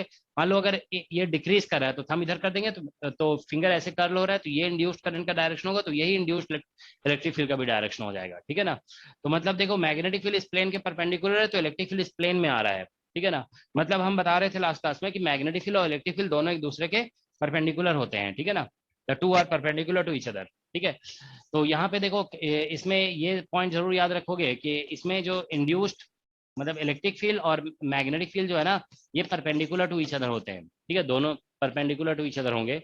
मतलब इसमें जनरली आप देखोगे कि अगर हम लोग इसको डिस्कस कर रहे हैं ना, अगर इलेक्ट्रिक फील्ड टाइम के साथ चेंज हो रहा है और ये अगर स्ट्रेट लाइन में है, स्ट्रेट लाइंस, ठीक है, ऐसा दिया हुआ है कि इलेक्ट्रिक फील्ड लाइन अगर मान लो ऐसे आउट ऑफ द पेज है स्ट्रेट लाइंस, तो इसमें जो मैग्नेटिक फील्ड होगा ना, मैग्नेटिक फील्ड, ठीक है, तो वो बेसिकली, ठीक है, मैग्नेटिक फील्ड जो है वो क्लोज लूप्स बनाएंगे। क्योंकि आप ऐसे भी समझ रहे हो, देखो यहाँ पे इलेक्ट्रिक फील्ड जो है ना, इसको हम करंट से रिलेट कर दे रहे हैं ना। देखो यहाँ पे इस टर्म को हम करंट बोल देंगे, तो इलेक्ट्रिक फील्ड लाइन ऐसे स्ट्रेट होगा, तो आप उस पर थम रखोगे, थम रखोगे तो फिंगर ऐसे कर्ल हो जाएगा, तो ये जो है ना बस basically magnetic field line circle बन जाएगा। अब मान लीजिए कहीं पे इलेक्ट्रिक फील्ड लाइन खुद सर्कल है, तो इलेक्ट्रिक फील्ड लाइन सर्कल है, तो आप आपको याद है ना रिवर्स हम लोग जो मतलब है ना जो कन्वेंशन लगाते थे, रिवर्स कन्वेंशन, उसमें यह था कि करंट अगर सर्कुलेट करे तो फिंगर हम लोग ऐसे कर्ल कर देते हैं, थंब से हमें मैग्नेटिक फील्ड का डायरेक्शन मिलता है, ठीक है ना। तो that's what we get. Okay, तो यहाँ पे देखिए ये ध्यान रखना है, स्ट्रेट लाइन अगर sorry electric field straight line होगा तो मैग्नेटिक फील्ड क्लोज लूप्स होंगे एंड वाइस वर्सा, ठीक है। और ये इन दोनों का प्लेन एक दूसरे के परपेंडिकुलर होता है। इलेक्ट्रिक फील्ड लाइन अगर मान लीजिए बोर्ड के परपेंडिकुलर है तो मैग्नेटिक फील्ड इस बोर्ड के प्लेन में आएगा, ठीक है, तो इसलिए लिखा गया है ये और भी परपेंडिकुलर टू ईच अदर होते हैं, ठीक है ना। तो मेन कॉन्सेप्ट यहाँ पे यही है, ध्यान रखना है कि whenever electric field changes with time you get A magnetic field, ठीक है ना। और मैग्नेटिक फील्ड को अगर कैलकुलेट करना है तो आप ये ध्यान रखिए, देखिए ये है बेसिकली, अगर इलेक्ट्रॉनिक करंट जीरो होगा ना, तो मान लीजिए उस रीजन में इलेक्ट्रॉनिक करंट नहीं है तो ये जीरो कर देंगे, तो B dot D L is equal to mu naught I D, I D यहाँ पे मतलब डिस्प्लेसमेंट करंट इनक्लोज्ड। ओके, तो ये बेसिकली कॉन्सेप्ट है, ठीक है। तो डिस्प्लेसमेंट करंट जानते हो, देखो फिर से हम रिपीट कर रहे हैं, आप लोग ये ध्यान रखिएगा कि ये एक एडहॉक कॉन्सेप्ट है, ठीक है ना। इट इज एडहॉक कॉन्सेप्ट, वो बस मान लिया गया है कि जहाँ पे इलेक्ट्रिक फील्ड चेंज हो रहा है टाइम के साथ, उसको हम करंट की तरह विजुअलाइज कर सकते हैं। कॉन्सेप्ट डिस्प्लेसमेंट करे कि एक विजुअलाइजेशन है, समझ गया ना, इट इज विजुअलाइजेशन, ठीक है। तो हम लोग विजुअलाइज कर रहे हैं इसको, क्योंकि इससे हेल्प होता है हमें मैग्नेटिक फील्ड कैलकुलेशन करने के लिए, ठीक है। यहाँ पे लिखा गया ना, देखो कि concept of JD is introduced. देखो ये सब सेंटेंस हमको लगता है हिंदी में, हम इंग्लिश में हम लोग लिखते हैं ना, हम लोग हिंदी भाषी है तो आप लोग को थोड़ा कम समझ में आता है, ठीक है ना। ये जैसे मतलब लिखा जा रहा है ना, कॉन्सेप्ट का मतलब क्या होता है, धारणा, एक अवधारणा है, माना जा रहा है ये, ठीक है ना, ये होता नहीं है, ठीक है ना। ये माना जा रहा है कि वहां पे करंट है नहीं करंट एक्चुअल में, ठीक है। तो ये इंट्रोड्यूस मतलब लाया गया है, कॉन्सेप्ट को लाया गया है, ऐसा नहीं कि रियलिटी नहीं है कि हम वहां पे हाथ रखेंगे तो शॉक लग जाएगा, ऐसा कुछ नहीं है, समझ गया ना। तो वही लिखा गया है, concept of JD is introduced so that we can easily calculate B, ठीक है, मैग्नेटिक फील्ड को कैलकुलेट करने के लिए ये इंट्रोड्यूस किया गया कॉन्सेप्ट को। तो पहली बात मतलब जेडी का कॉन्सेप्ट, जेडी बोला गया मतलब करंट डेंसिटी बोला गया इसीलिए, ठीक है ना। और ऐसे मतलब ये जो टर्म ऐड किया गया ना epsilon naught del E by del T, वो तो हम आपको बता ही दिए कि ये ऐड किया गया था इक्वेशन ऑफ कंटिन्यूटी को सेटिस्फाई करने के लिए। ये जो हमारा इक्वेशन था, देखो यहाँ पे ये जो इक्वेशन, इसमें जब हम डाइवर्जेंस ले रहे थे तो यहाँ से डेल डॉट जे जीरो आ जा रहा था, लेकिन इसमें जीरो नहीं आ रहा था, तो मैक्सवेल ने सोचा कि इसको ऐसा मॉडिफाई करते हैं ना इस इक्वेशन को कि फिर डाइवर्जेंस लेंगे तो इक्वेशन ऑफ कंटिन्यूटी आ जाएगा, तो बस वो ऐड कर दिया यहाँ पे, ठीक है ना। तो देखो डेवलपमेंट कैसे कैसे होता है समझ रहे हो ना, फिजिक्स में मतलब सिक्वेंशियल डेवलपमेंट होता है। मैक्सवेल ने बस, मैक्सवेल का टारगेट था इसको सेटिस्फाई करना, मैक्सवेल ने इसको सेटिस्फाई कराने के लिए इसमें ये टर्म ऐड किया, ये वाला टर्म ऐड कर दिया epsilon naught del E by del T, ठीक है ना। अब देखो उसमें क्या है कि ये इक्वेशन बन गया, अब इस इक्वेशन में बोल देखा जा रहा है कि जे जीरो हो जाएगा अगर, तो बी डायरेक्टली इससे रिलेट हो जा रहा है, तो अब एक नया कॉन्सेप्ट ले आया गया कि जहां पे भी इलेक्ट्रिक फील्ड चेंज होगा मैग्नेटिक फील्ड प्रोड्यूस हो जाएगा। तो मैक्सवेल का ये कोई टारगेट नहीं था कि जहां पे इलेक्ट्रिक फील्ड चेंज होगा वहां पे मैग्नेटिक फील्ड प्रोड्यूस होगा, ऐसा कोई टारगेट नहीं था। वो अपने आप धीरे धीरे कॉन्सेप्ट जो है ना मतलब ग्रो करता जा रहा है, मतलब रिलेट होता जा रहा है एक दूसरे से, नया नया कॉन्सेप्ट अपने आप बिल्ड होता जा रहा है, ठीक है ना। कि तो एक टर्म ऐड किया गया, उसके बाद एक नया कॉन्सेप्ट आ गया कि इलेक्ट्रिक फील्ड चेंज हो रहा है तो मैग्नेटिक फील्ड। अब देखो इसको ऐड किया गया डायमेंशन वाइज करंट डेंसिटी है, तो इसको करंट डेंसिटी बोल दिया गया। मैक्सवेल ने स्टार्टिंग में ये नहीं सोचा होगा कि हम कोई नया करंट का कॉन्सेप्ट इंट्रोड्यूस करने जा रहे हैं। Maxwell had just added a term, तो मैक्सवेल के माइंड में कुछ भी नहीं था कि वो करंट का कॉन्सेप्ट इंट्रोड्यूस करने जा रहा है या फिर इलेक्ट्रिक फील्ड के वेरिएशन से मैग्नेटिक फील्ड आ रहा है, ऐसा कोई कॉन्सेप्ट इंट्रोड्यूस करने जा रहे हैं, कुछ भी नहीं था। बस इस इक्वेशन को इसके साथ कंसिस्टेंट बनाना था, तो ये किया गया और उसके साथ साथ बहुत सारे कॉन्सेप्ट अपने आप आते गए, ठीक है ना। तो फिजिक्स का डेवलपमेंट ऐसे ही होता है, ठीक है ना। लेकिन आप ध्यान रखोगे कि ये कॉन्सेप्ट आते क्यों हैं, ये आते हैं मतलब अपना एनालिसिस से, ठीक है ना। इस इक्वेशन को लोगों ने ध्यान से देखा कि क्या क्या बोला जा सकता है इस इक्वेशन को देख करके, तो मतलब धीरे धीरे कॉन्सेप्ट बिल्ड होते गया। और ऐसा नहीं कि ये एक दिन में डेवलप हो गया होगा ये सारा कॉन्सेप्ट, हो सकता है कि यहाँ इतना सारा कॉन्सेप्ट डेवलप होने में जानते हो 5-6 साल भी लग गए होंगे। मैक्सवेल ने जब इंट्रोड्यूस किया होगा ना ये कॉन्सेप्ट, उसके 5 साल के बाद भी हो सकता है कि ये कॉन्सेप्ट आया हो कि इलेक्ट्रिक फील्ड वेरी कर रहा है तो टाइम के साथ तो मैग्नेटिक फील्ड प्रोड्यूस हो रहा है, ठीक है। मतलब इतना जल्दी जल्दी भी डेवलपमेंट नहीं होता है, ठीक है ना। समटाइम्स डेवलपमेंट में बी वेरी स्लो ऑल्सो, ठीक है।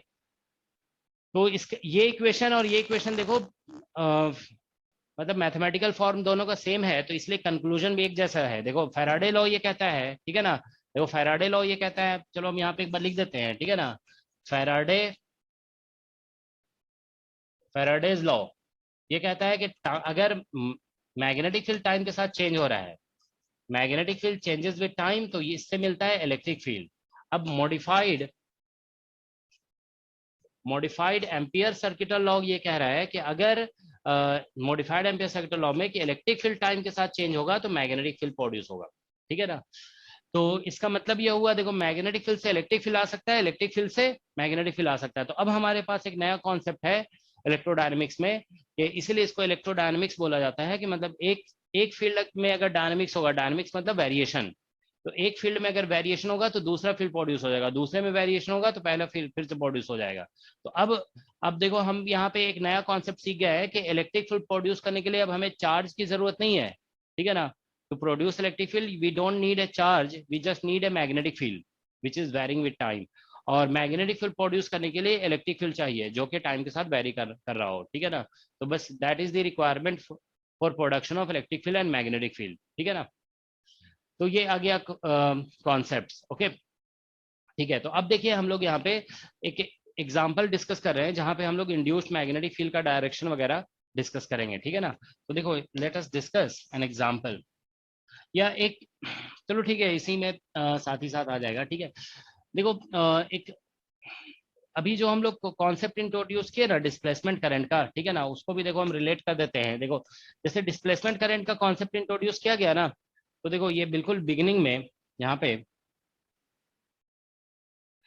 ठीक है, इस कॉन्सेप्ट को इंट्रोड्यूस करने के बाद देखिए अभी जब ये जो इक्वेशन था ये इसके साथ मैच नहीं कर रहा था, इक्वेशन ऑफ कंटिन्यूटी से मैच नहीं कर रहा था ये, इसमें जब डिस्प्लेसमेंट करंट टर्म ऐड किया गया उसके बाद आप देखो यहाँ पे, उसके बाद जब हम इसमें डाइवर्जेंस लिए, ठीक है ना, जब यहाँ पे डाइवर्जेंस लिया गया तो ये इक्वेशन ऑफ कंटिन्यूटी से मैच कर गया।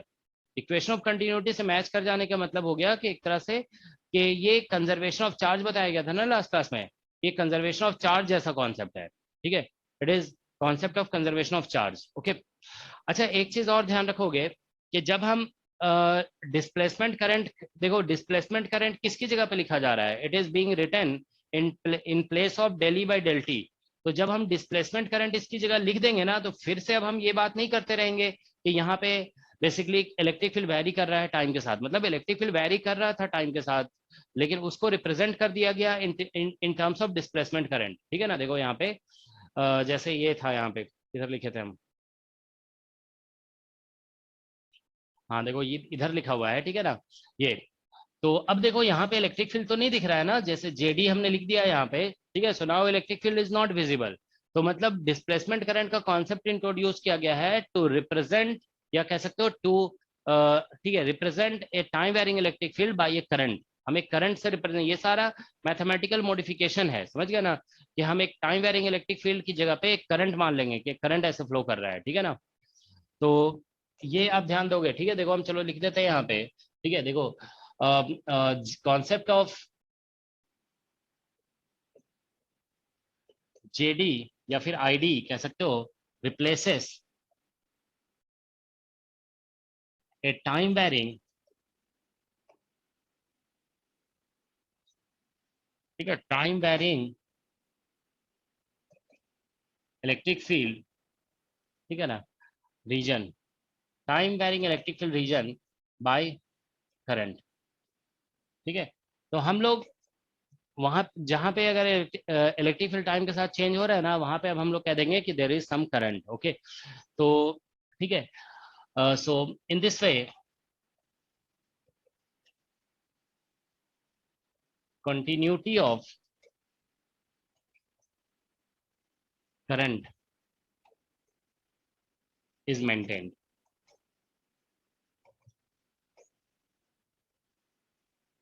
कंटिन्यूटी ऑफ करंट जो है ना मेंटेन किया जाता है, ठीक है ना। देखो इसको अभी अभी क्लियर हो जाएगा आप लोगों को क्या है। जैसे हम एक एग्जांपल देते हैं, ठीक है ना, देखो तो ये क्लियर होगा। एग्जांपल जैसे मान लो हम एक कंसीडर करते हैं चार्जिंग ऑफ कैपेसिटर, ठीक है ना, चार्जिंग ऑफ कैपेसिटर। तो चार्जिंग ऑफ कैपेसिटर देखो अगर हम डिस्कस करते हैं, जैसे मान लीजिए ये कैपेसिटर है, ये बैटरी है, ठीक है, दिस इज बैटरी। इसको हम चार्ज कर रहे हैं, तो देखो चार्ज कर रहे हो तो यहाँ पे चार्ज जो है ना टाइम के साथ चेंज हो रहा होगा, यहाँ पे भी चार्ज टाइम के साथ चेंज हो रहा है। अब जब चार्ज चेंज हो रहा है यहाँ पे, तो यहाँ पे जो इलेक्ट्रिक फील्ड है, ठीक है ना, ये इलेक्ट्रिक फील्ड भी टाइम के साथ चेंज हो रहा है। और यहाँ पे कोई भी करंट नहीं है, करंट इज जीरो, यहाँ पे करंट है, ठीक है ना।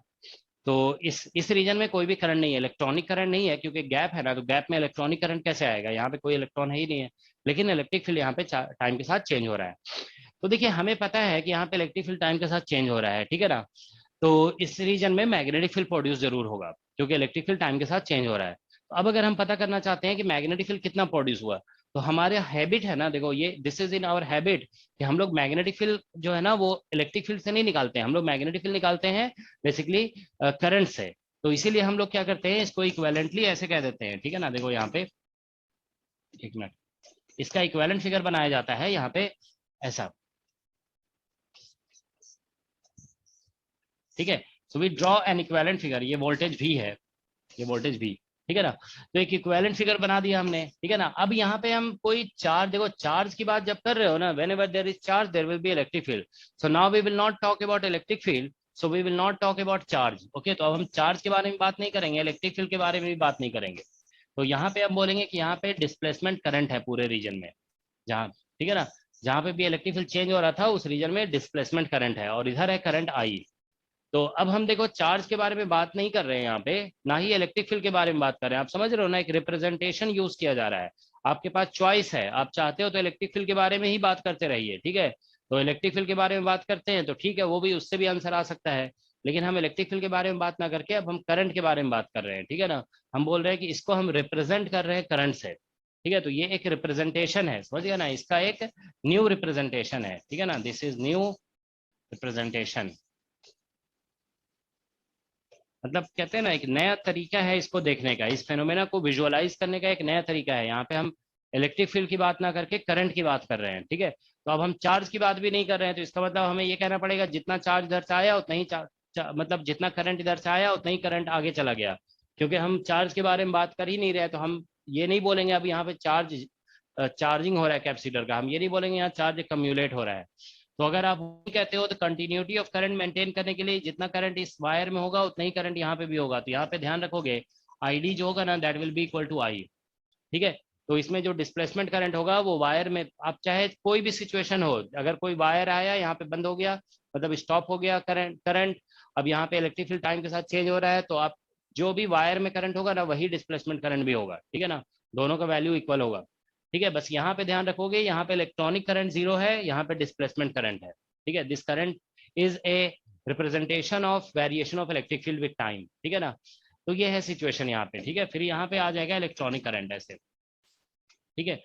तो ये आ गया, तो आप समझ गए ना, ये एक मैथमेटिकल तरीका है, ठीक है ना, मतलब इस फेनोमेना को रिप्रेजेंट करने का। तो अब देखिए यहाँ पे करंट है, तो आप थंब यहाँ रखोगे ना तो मैग्नेटिक फील्ड लाइन ऐसे सर्कुलेट करेगा। तो अगर आप मैग्नेटिक फील्ड लाइन बनाना चाहते हैं आप, तो यहाँ पे ऐसे देखिए, यहाँ पे डॉट होगा ऐसे, और यहाँ पे ऐसे क्रॉस हो जाएगा, ठीक है, ऐसे डॉट से मैग्नेटिक फील्ड लाइन यहाँ पे ऐसे सर्कुलर होंगे ऐसे, ये मैग्नेटिक फील्ड लाइन है, ठीक है। यहाँ पे इस मतलब इलेक्ट्रिक फील्ड के परपेंडिकुलर होगा मैग्नेटिक फील्ड लाइन, ओके, इस तरह से है। हम ये करंट है ना, हम ऐसे रखेंगे तो फिंगर ऐसे कर्ल होगा, ये मैग्नेटिक फील्ड लाइन हो गया, ओके। तो ये चार्जिंग ऑफ कैपेसिटर केस में, तो देखिए यहाँ पे चार्जिंग ऑफ कैपेसिटर केस में ये जैसे ये पॉजिटिव प्लेट था, ठीक है ना, और ये नेगेटिव, तो यहाँ पे डिस्प्लेसमेंट करंट जो है ना वो पॉजिटिव प्लेट से नेगेटिव प्लेट की तरफ है, ठीक है ना। बस कंटिन्यूटी ऑफ करंट मेंटेन किया जा रहा है, ठीक है ना। उसी तरह से अगर हम discharging of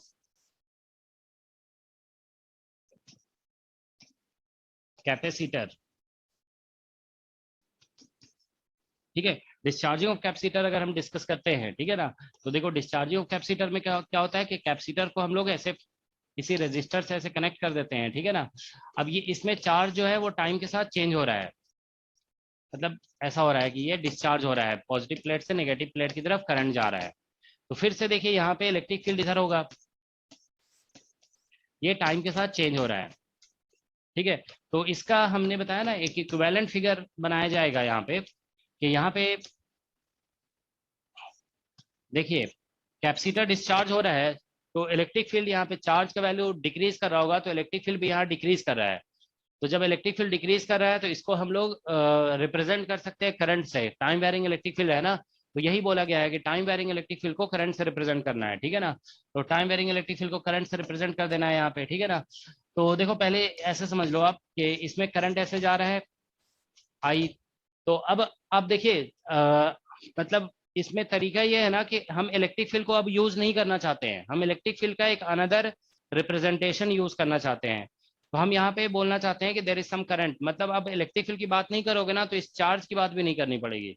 so now you will not talk about charge, okay. तो यहाँ पे चार्ज की बात भी नहीं करेंगे, ठीक है ना।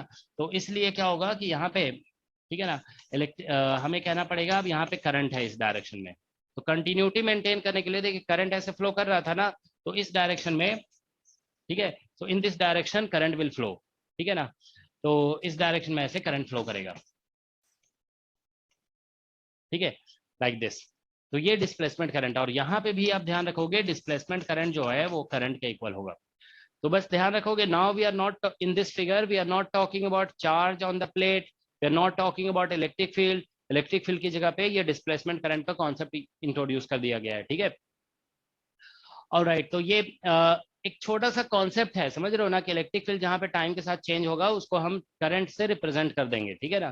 That is the basic concept, okay, that's all, okay. तो यही है बेसिकली। तो जानते हो देखो इससे क्वेश्चन अगर हम आपसे पूछे, देखो आप लोग नेट का प्रिपरेशन कर रहे हैं, अगर हम आपसे पूछे कि नेट और गेट एग्जाम में आप बताइए कि डिस्प्लेसमेंट करंट या फिर इंड्यूस्ड मैग्नेटिक फील्ड से कितनी बार क्वेश्चन पूछा गया है, आप लोग बताइए जरा कितनी बार पूछा गया है। कोई क्वेश्चन आप लोग को याद आ रहा है कि जो डिस्प्लेसमेंट करंट का आया हो या फिर इंड्यूस्ड इलेक्ट्रिक फील्ड का, सॉरी इंड्यूस्ड मैग्नेटिक फील्ड का क्वेश्चन। यहाँ पे देखिए अभी हम लोग इंड्यूस्ड मैग्नेटिक फील्ड का मतलब ये कह रहे हैं कि जब इलेक्ट्रिक फील्ड टाइम के साथ चेंज हो रहा है ना तो इससे मैग्नेटिक फील्ड प्रोड्यूस होगा। तो इसका क्वेश्चन कितनी बार आया है, कुछ याद आ रहा है। तो देखो जानते हो क्या है कि ये जो है ना एक कंक्लूजन बेस्ड डिस्कशन है कि हम इसको इस तरह से कह सकते हैं। तो इसलिए जानते हो इसका आगे जाकर के बहुत इंपॉर्टेंस है, मैक्सवेल्स इक्वेशन में इसका यूज होता है, इलेक्ट्रोमैग्नेटिक वेव का कंक्लूजन इसी से निकलता है। लेकिन जानते हो इससे क्वेश्चन बहुत फ्रेम नहीं हो पाते हैं, जानते हो जिस टॉपिक से क्वेश्चन बहुत ज्यादा फ्रेम नहीं होता है ना, जिसमें मतलब बहुत सारी पॉसिबिलिटी अगर नहीं होती है क्वेश्चन फ्रेम करने की, तो जानते हो उससे क्वेश्चन पूछा भी नहीं जाता है एग्जाम में। आप जानते हो नेट एग्जाम में चेक करोगे ना तो पिछले जैसे मान लीजिए 10 साल का पेपर देखते हो, 20 पेपर्स हुए हैं, तो उसमें आप एनालाइज करोगे ना तो इस कॉन्सेप्ट से सिर्फ एक क्वेश्चन आया है, ठीक है, सिर्फ एक ही क्वेश्चन मुझे दिखा है, ठीक है ना। तो ऐसे क्वेश्चन इन सभी टॉपिक से ज्यादा नहीं आता है, और टॉपिक भी छोटे छोटे हैं, बस हो गया खत्म हो गया ये टॉपिक, ठीक है। अब हम देखो एक क्वेश्चन जो पूछा गया है ना वो बेसिकली यही पूछा गया था कि between the plates of capacitor electric field निकालना है आपको, ठीक है ना, सॉरी मैग्नेटिक फील्ड निकालना है। तो देखो जैसे ये इलेक्ट्रिक फील्ड दिया हुआ है, इलेक्ट्रिक फील्ड टाइम के साथ चेंज हो रहा है, तो मैग्नेटिक फील्ड निकालना है। तो मैग्नेटिक फील्ड निकालने के लिए हम क्या करेंगे, इसको करंट मान लेंगे और थंब ऐसे रखेंगे, तो मैग्नेटिक फील्ड लाइन ऐसे चारों तरफ सर्कल होगा, तो सर्कल अंदर भी बनेगा क्योंकि मैग्नेटिक फील्ड लाइन चारों तरफ दूर तक होगा ना, छोटा सर्कल भी बनेगा बड़ा सर्कल भी बनेगा। तो यहाँ पे बिटवीन द प्लेट्स अंदर में भी होगा मैग्नेटिक फील्ड और पूरा बाहर तक भी होगा मैग्नेटिक फील्ड। मतलब अगर मैग्नेटिक फील्ड लाइन आप ड्रॉ करना चाहते हो ना यहाँ पे, तो ऐसा होगा, देखो यहाँ पे इस तरह से, इस तरह से मैग्नेटिक फील्ड लाइन होगा, ऐसे थंब रखोगे ना तो ये ऐसे जा रहा है मैग्नेटिक फील्ड लाइन, ठीक है। तो ये मैग्नेटिक आप समझ जाओगे कि ये मतलब इस प्लेन में नहीं है, ऐसे है, इसके चारों तरफ है ऐसे, ठीक है ना। तो ये मैग्नेटिक फील्ड लाइन है। तो ये मैग्नेटिक फील्ड निकालने के लिए एक बार क्वेश्चन पूछा गया, just one question, okay, so only one question from this topic. लेकिन क्वेश्चन फ्रॉम दिस टॉपिक, ठीक है ना, इन नेट। लेकिन देखो क्या होता है कि टॉपिक है तो पढ़ लेना चाहिए, क्योंकि एक क्वेश्चन भी आया है ना एग्जाम में, हो सकता है कि आपके ही एग्जाम में आ जाए क्वेश्चन, तो इसीलिए हम डिस्कस कर दिया। हालांकि आईआईटी जैम एग्जाम में जानते हो इससे क्वेश्चन बहुत पूछा गया है, ठीक है। काफी क्वेश्चन पूछा गया आईआईटी एग्जाम में। गेट एग्जाम में जानते हो एक क्वेश्चन आया है इसमें, वो भी मतलब इससे रिलेट करके डायरेक्टली नहीं आया है, पॉइंटिंग वेक्टर से आया है क्वेश्चन, ठीक है। ऑलराइट, तो देखो हम लोग यहाँ पे नेक्स्ट देखो डिस्कस कर रहे हैं magnetic field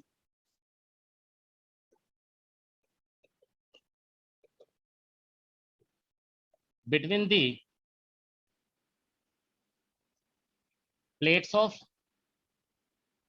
capacitor which is being charged, जिसे हम लोग चार्ज कर रहे हैं, which is being charged, ठीक है। ये यही क्वेश्चन आया था नेट एग्जाम में, ठीक है। तो हम लोग देखिए यहाँ पे ये मान लेते हैं कैपेसिटर के प्लेट्स हैं, ठीक है ना, ये सर्कुलर प्लेट्स हैं, ठीक है ना, ये this is the plate of capacitor, this is another plate of capacitor, ठीक है। इसको हम लोग ऐसे देखिए मान लेते हैं कि इसको ऐसे कनेक्ट कर दिया गया किसी वायर से। अब ये मतलब वायर बैटरी से कनेक्टेड होगा, इसमें करंट अभी किसी इंस्टेंट में आई है, अब इसको चार्ज किया जा रहा है, तो इसको चार्ज करेंगे ना, तो यहाँ पे देखिए इसके प्लेट्स के बीच में, ठीक है ना, ये प्लेट्स के बीच में यहाँ पे करंट होगा, ठीक है। और ये करंट जो होगा ना वो डिस्प्लेसमेंट करंट होगा, दिस इज डिस्प्लेसमेंट करंट, इसको आईडी आप बोलोगे, ठीक है ना। तो ये यहाँ से लेकर यहाँ तक ये जो टोटल पूरा आईडी होगा ना, ये आईडी टोटल जो होगा वो आई के इक्वल होगा, ठीक है। अब आप इस पे थंब ऐसे रखोगे ना तो मैग्नेटिक फील्ड लाइन ऐसे सर्कुलर हो जाएगा, तो मैग्नेटिक फील्ड लाइन ऐसे देखो यहाँ पे ऐसे, ये थोड़ा बड़ा भी बाहर तक भी होगा, अंदर भी होगा और बाहर भी होगा। तो आप इसका रेडियस जो है ना ऐसे करके, इसका रेडियस मान लो कैपिटल आर, ठीक है ना, ये कैपिटल आर है, ये प्लेट्स ऑफ कैपेसिटर है, ये जो येलो कलर बना हुआ है ना ये प्लेट ऑफ कैपेसिटर है, ठीक है, ये प्लेट्स ऑफ कैपेसिटर है, ठीक है। तो अब देखिए यहाँ पे ऐसे थंब रखेंगे, मैग्नेटिक फील्ड लाइन ऐसे बन रहा है, ठीक है, तो ये मैग्नेटिक फील्ड लाइन है, ठीक है, मैग्नेटिक फील्ड लाइन ऐसे हम ऐसे रख रहे हैं, अच्छा उल्टा बना दिए हम, ठीक है ना, अब सीधा बना लोगे, ठीक है ना, ये ऐसा है, ऐसे रखेंगे ना, ऐसे, अब जैसे भी आप समझ जाओगे, ठीक है ना, ऐसे, ठीक है, ऐसे ऐसे रख लो, ऐसे करके ऐसे आएगा, ये वाला लाइन चलो हमारी तरफ है, ठीक है ना, तो ऐसे ही हो गया, ठीक है, ऐसा है, ठीक है। तो ये मैग्नेटिक फील्ड लाइन है,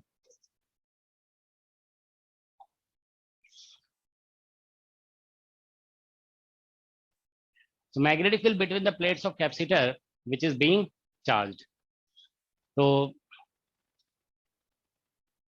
हमें मैग्नेटिक देखो, मैग्नेटिक फील्ड अंदर भी निकलेगा बाहर भी निकलेगा। तो अब देखिए ये जो क्वेश्चन है ना वो टाइम वेरिंग इलेक्ट्रिक फील्ड वाला टॉपिक है, ठीक है ना, यहाँ पे इलेक्ट्रिक फील्ड टाइम के साथ वेरी कर रहा था, उसको हम करंट से रिप्रेजेंट कर दिए, ठीक है ना। तो हम इसको यूज करेंगे direct, B dot D L along closed loop is equal to mu naught और I plus I D enclosed, ऐसे लिखना पड़ेगा, ठीक है ना। ये modified Ampere circuit law, modified Ampere circuit law में बस ध्यान रखना आई में आईडी ऐड हो गया और जे में जेडी ऐड हो गया, बस इतना ध्यान रखना है, ठीक है ना। तो अब आप देखिए यहाँ पे बी डॉट डी एल, इसमें आई जो है ना जीरो हो जाएगा, क्योंकि जहां पे हम लूप बना रहे हैं ना वहां पे कोई करंट नहीं है। जैसे हम लूप देखो यहाँ पे ऐसे बनाते हैं, अगर यहाँ पे तो इससे इलेक्ट्रॉनिक करंट जा रहा है, ये वायर है, between the plates of capacitor निकाल रहे हो ना, तो between the plates of capacitor कोई करंट नहीं है, there is no current, okay. तो बस यही है। तो अब आप देखिए यहाँ पे हम लोग जैसे मान लो एक छोटा सा लूप बनाओगे जिसका रेडियस आर है, ठीक है ना, तो हम इसमें ऐसे इंटीग्रेशन करेंगे, बी और इंटू टू पाई आर आ जाएगा, पूरे सर्कल में इंटीग्रेट करोगे तो B into two pi R, ठीक है, is equal to mu naught और यहाँ से आ जाएगा आई डी इनक्लोज्ड, ठीक है। तो बस यहाँ से मैग्नेटिक फील्ड जो निकलेगा ना म्यू नॉट और आईडी नहीं है, यहाँ पे ध्यान रखो, आईडी और आईडी का वैल्यू आई है, लेकिन आईडी इनक्लोज तो कम भी हो सकता है ना, आईडी बिल्कुल यहाँ से लेकर यहाँ तक है, ये पूरा ये आईडी है, ठीक है ना। तो यहाँ से म्यू नॉट और आईडी इनक्लोज्ड, ठीक है, और डिवाइडेड बाय यहाँ पे टू पाई आर आ जाएगा, ठीक है। तो ये बेसिकली मैग्नेटिक फील्ड निकल गया between the plates of capacitor, ठीक है। तो अब आप देखिए ये हमें आईडी इनक्लोज में निकालना पड़ेगा, तो आपको ऐसे कहना होगा, देखो ये पूरा जो एरिया है ना यहाँ से लेकर यहाँ तक, ये बेसिकली पाई आर स्क्वायर है, this area is pi R square, pi R square area में जो करंट है वो आईडी है, दैट इज आईडी। तो हमें छोटा सा एरिया जिसका पाई आर स्क्वायर एरिया है उसमें निकालना है, ठीक है ना। तो देखिए अगर हम इनसाइड रीजन में निकाल रहे हैं, ठीक है ना, इनसाइड रीजन, इनसाइड रीजन का मतलब हो गया कि हम इस प्लेट के बाहर अभी नहीं गए हैं, मतलब ऐसा है सिचुएशन, देखो ये प्लेट है, ये प्लेट है, ये कैपेसिटर के प्लेट्स हैं, इसका रेडियस है कैपिटल आर, और हम जहाँ पे निकाल रहे हैं ना सेंटर से, मान लो हम स्मॉल आर डिस्टेंस यहाँ पे निकाल रहे हैं, यहाँ पे मैग्नेटिक फील्ड निकल रहा है अभी, ठीक है, ऐसा है, ठीक है। तो आर डिस्टेंस पे यहाँ पे निकाल रहे हैं मैग्नेटिक फील्ड, तो यहाँ से हमें देखना होगा ये लूप है हमारा, दैट इज द लूप, ठीक है।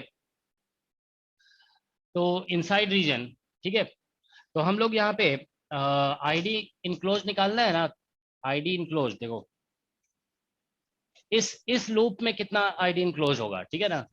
तो बेसिकली देखो क्या होता है कि यहाँ पे इलेक्ट्रिक फील्ड जो है ना यूनिफॉर्म है, इलेक्ट्रिक फील्ड यूनिफॉर्म है। आप ऐसे यहाँ पे देखो कंक्लूजन ध्यान रखोगे, जेडी हमारा फॉर्मूला ये था ना, JD is equal to epsilon naught और del E by del T.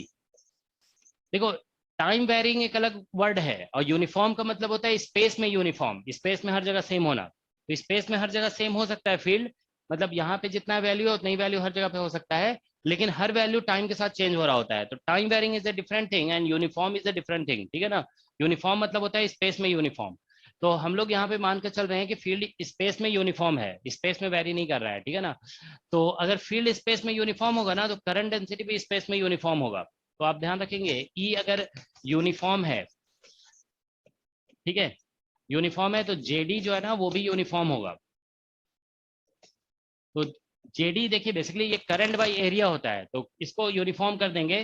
तो जेडी यूनिफॉर्म होने की वजह से देखो करंट बाई इसका एरिया, और यहाँ पे टोटल आईडी ऐसे लिखना होगा, ID by total area pi R square, ठीक है ना। तो यहाँ पाई पाई कैंसिल हो जाएगा, तो आईडी इनक्लोज जो निकलेगा ना, आईडी इनक्लोज्ड, वो बेसिकली आईडी और बाई कैपिटल आर स्क्वायर और इंटू स्मॉल आर स्क्वायर हो जाएगा। सो दिस इज आईडी की जगह आप आई लिख दोगे, because ID is equal to I by capital R square और इंटू आर स्क्वायर, ठीक है ना, ये लिखना पड़ेगा। तो अब हम यहाँ पे देखो आईडी इनक्लोज का वैल्यू लिख देंगे, तो इसलिए magnetic field is equal to आ जाएगा, ओके, आईडी ये पुट करोगे तो म्यू नॉट और इंटू आई, ठीक है, म्यू नॉट आई और इंटू और 2 पाई, और ये यहाँ पे कैपिटल आर स्क्वायर आ जाएगा और इंटू स्मॉल आर।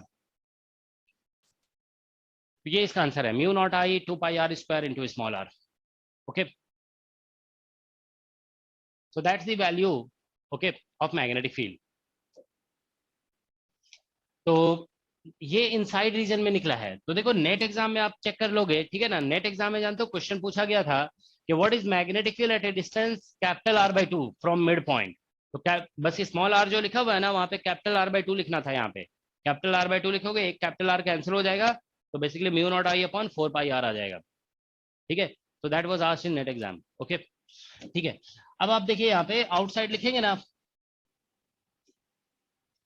आउटसाइड, तो आउटसाइड में यहाँ पे मतलब ऐसा होगा फिगर, देखिए ये जैसे कैपेसिटर का प्लेट है, this is the plate of capacitor. अब आप यहाँ पे निकाल रहे हो आर डिस्टेंस पे, ये लूप ऐसे बन जाएगा यहाँ पे, this is the loop, okay. तो बेसिकली ये रेडियस इसका कैपिटल आर है। तो देखिए इस लूप में तो सारा का सारा करंट इनक्लोज हो रहा है ना, तो यहाँ पे आईडी इनक्लोज जो होगा ना, sorry ID enclosed, that will be equal to actually I, वो आई हो जाएगा, आईडी इनक्लोज्ड इज आई।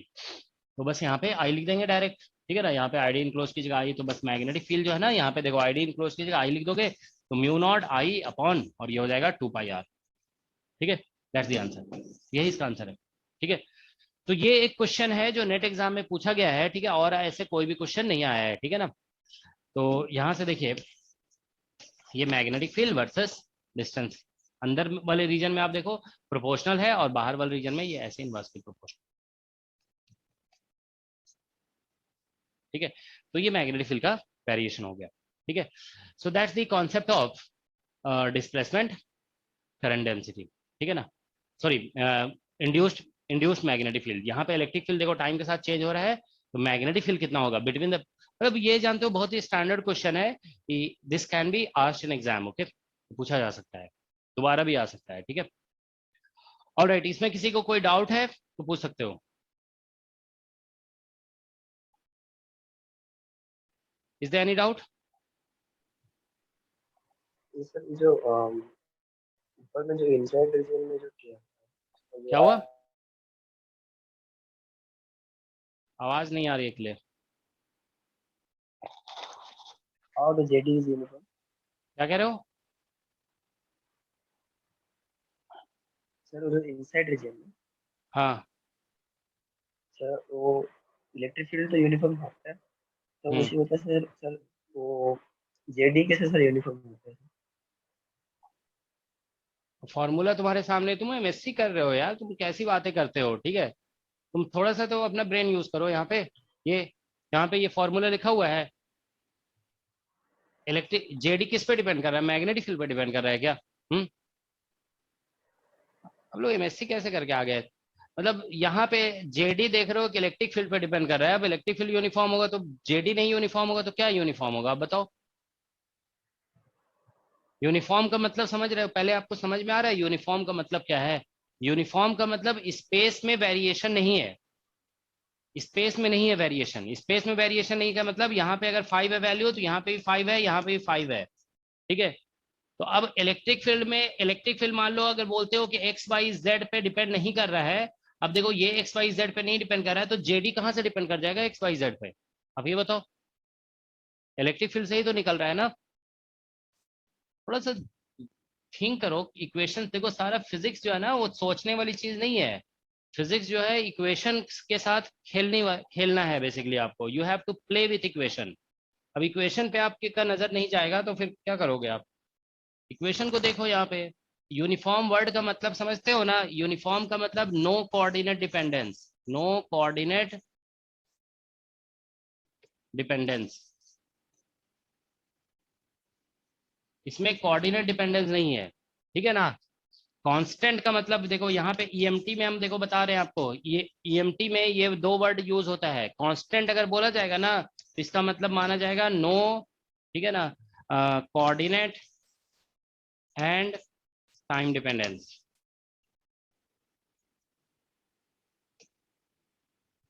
ठीक है ना। कभी कभी जानते हो आप ये भी ध्यान रखोगे, इस नो कांस्टेंट का मतलब जनरली ये होता है no coordinate and time dependence, लेकिन कभी कभी इसको ऐसे भी मान लेते हैं नो टाइम डिपेंडेंस। तो ईएमटी में ये दो वर्ड बहुत ज्यादा यूज होते हैं, ठीक है ना। नो टाइम डिपेंडेंस, डिपेंडेंस, ठीक है। तो कभी भी अगर ये लिखा गया कि कोई फील्ड यूनिफॉर्म है मतलब वो कोऑर्डिनेट डिपेंडेंट नहीं है। तो अब आप बताओ, इलेक्ट्रिक फील्ड अगर कोऑर्डिनेट पे नहीं डिपेंड करेगा तो जेडी में कोऑर्डिनेट डिपेंडेंस कहाँ से आएगा? हम्म। तो जेडी में भी नहीं आ सकता है ना कोऑर्डिनेट डिपेंडेंस। तो जब जेडी में कोऑर्डिनेट डिपेंडेंस नहीं आएगा तो उसको यूनिफॉर्म नहीं बोलेंगे, यस। ठीक है। तो नहीं, यस सर, इतना थोड़ा आप लोग को इतना कैपेबिलिटी डेवलप हो जाना चाहिए था अभी तक। एमएससी आप कर रहे हो, ठीक कर चुके हो या कर रहे हो, ठीक है ना। तो थोड़ा सा अब हैबिट डेवलप करो इस तरह से इक्वेशन को जानते हो देख करके उसके बारे में सोचना, उससे कंक्लूजन निकालना, ये सब हैबिट डेवलप करो, ठीक है। नहीं तो एग्जाम में फिर मतलब एनालाइज नहीं कर पाओगे क्वेश्चंस वगैरह को, ठीक है। अब मैक्सवेल वगैरह लोग क्या किए, ये लोग देखो मैक्सवेल ने क्या किया, एक इक्वेशन को देखा, इक्वेशन को देख करके इतनी बड़ी बड़ी बातें कर दिया, ठीक है ना। इस इक्वेशन को ही तो देखा उसने। अभी जो इक्वेशन हमने आपको बताया, ये डेल क्रॉस बी, ठीक है, is equal to mu naught और जे और प्लस एप्सिलॉन नॉट और del E by del T, ठीक है ना। अब देखो इस इक्वेशन को देख करके, इस इक्वेशन क्या है, ये मैथमेटिकल फॉर्मूला है। इस इक्वेशन को देख करके मैक्सवेल ने बता दिया कि क्या बोलते हैं, लाइट जो हम लोग देखते हैं इसके अंदर इलेक्ट्रिक फील्ड और मैग्नेटिक फील्ड है। आप समझ सकते हो कितनी बड़ी बात उसने कर दी इक्वेशन को देख करके। तो देख करके ही इतना सारा, ये सारी बातें बता देना, ये मतलब आज के मतलब दूसरे लोग जो है ना उस टाइम जानते हो इसी इन्हीं चीजों को जादू बोल देते थे कि अरे ये तो बहुत बड़ा जादूगर है, ये इस चीज या बहुत बड़ा ज्योतिषी है। इसको देखा और देख करके बता दिया कि क्या बोलते हैं कि ऐसा होगा, ठीक है ना। कि इस इक्वेशन को देख करके कोई ये बता रहा है अगर कि लाइट के अंदर इलेक्ट्रिक फील्ड और मैग्नेटिक फील्ड है, तो एक तरह से बहुत बड़ा भविष्यवाणी तो हो रही है, ठीक है ना। तो आप समझ रहे हैं ना। तो ये ऐसा कोई भविष्यवाणी नहीं था वो, या कोई जादू नहीं था वो। बेसिकली इक्वेशन से उसने कंक्लूजन निकाला कि इलेक्ट्रिक फील्ड जो है मैग्नेटिक फील्ड से रिलेट हो रहा है, मैग्नेटिक फील्ड इलेक्ट्रिक फील्ड से। फिर फैराडेज लॉ भी उसको पता था, सबको मिला जुला के उसने देखा। फिर इस इक्वेशन से उसने वेव इक्वेशन ऑब्टेन किया, ठीक है। वेव इक्वेशन के बेसिस पे उसने बताया कि क्या बोलते हैं लाइट जो है वो इलेक्ट्रोमैग्नेटिक वेव है, ठीक है। तो इक्वेशन का ही खेल है। देखो फिजिक्स में जानते हो ये सब तो ठीक है। जैसे वो आपने पूछा ना, what is difference between electronic current और डिस्प्लेसमेंट करंट, तो ये भी आप थोड़ा सा सोचोगे ना तो आपको आंसर पता चल जाएगा, ठीक है। तो क्या बोलते हैं लेकिन व्हाट इज एंड वाले क्वेश्चन जानते हो वो 9-10 में पूछे जाते हैं ज्यादा, ठीक है। एमएससी में, बीएससी में जानते हो आपको क्या करना है, इक्वेशन पे फोकस करना है और आपको कंक्लूजन निकालना है इक्वेशन से। और you should learn calculation, calculation आपका स्ट्रांग हो जाना चाहिए। जैसे अब एक बार ये कैलकुलेशन करा दिया गया ना, अब चाहे किसी भी एग्जाम में आ जाए इससे रिलेटेड क्वेश्चन हो जाना चाहिए, ठीक है। तो अभी आप लोग कैलकुलेशन पे फोकस करो कि ज्यादा कैलकुलेशन सीख जाएं, ठीक है। चलो ठीक है, तो अब देखो यहाँ पे ये आ गया हमारा कॉन्सेप्ट, ठीक है। चलो एक क्वेश्चन देते हैं, ठीक है। देखो यहाँ पे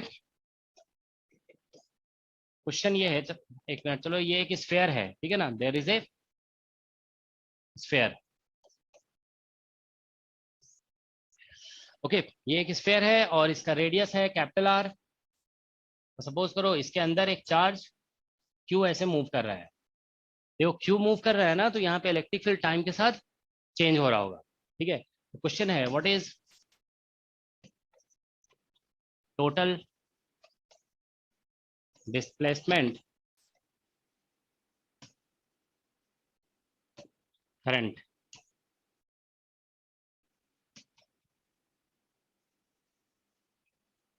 थ्रू द स्फेयर।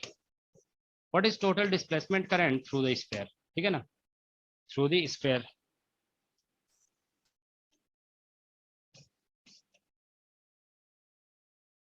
स्फेयर से टोटल डिस्प्लेसमेंट करंट कितना होगा ये बताना है आपको।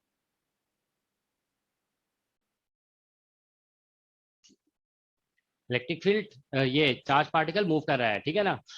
तो देखो जब चार्ज पार्टिकल जो है ना ये मूव कर रहा है, ठीक है, तो एक्चुअली या कभी ग्राफ भी बनाने के लिए बोला जा सकता है, डिस्प्लेसमेंट करंट का ग्राफ बनाइए विथ टाइम, ओके। तो देखो इसमें जानते हो क्या है कि एक्चुअली ऐसा होगा कि यहाँ पे आप देखो कि हम लोग जानते हैं कि डिस्प्लेसमेंट करंट का फॉर्मूला क्या लिखा है अभी, what is the formula of displacement current, देख के बताइए आप लोग। 7 0 del phi है। हाँ, एप्सिलॉन नॉट और डेल फाई ई और बाई डेल टी, ये लिखा गया है, ठीक है ना। तो ये फॉर्मूला है। अब देखिए इसमें फाई ई जो है ना थ्रू स्फेयर, हम ये लिख दिया ना what is displacement current through sphere बोला गया, तो फाई थ्रू स्फेयर यहाँ पे क्यू बाई एप्सिलॉन नॉट है।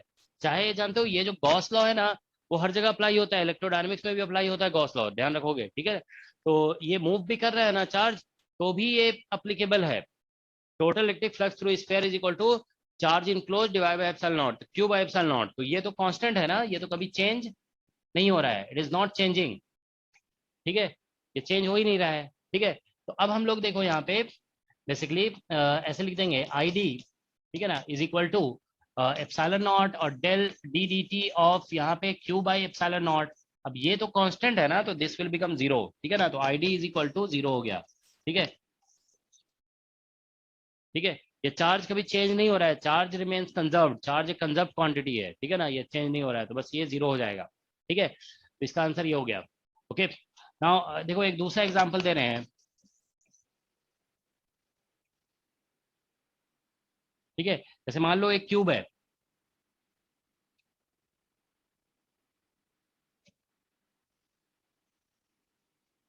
ये क्यूब है। अब यहाँ पे हमने, सॉरी, यहाँ पे हमने एक रॉड रख दिया, ठीक है।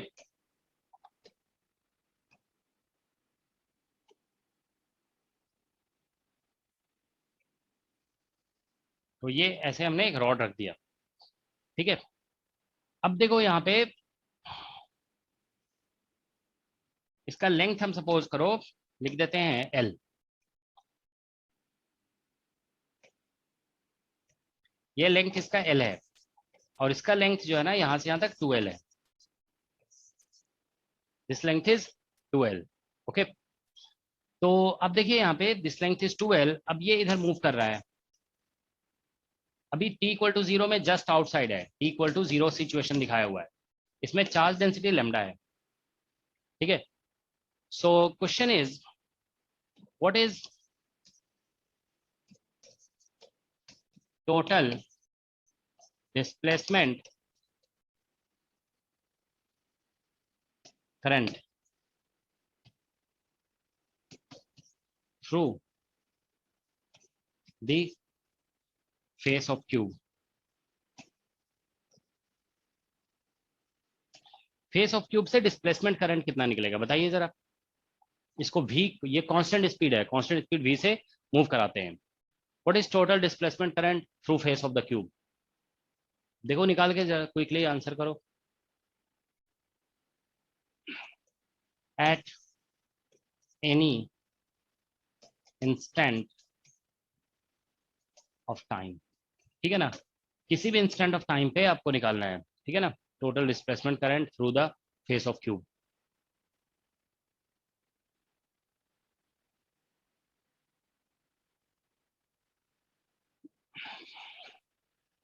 ठीक है, सॉल्यूशन करो इसका क्विकली, थोड़ा सा बस ध्यान देना है।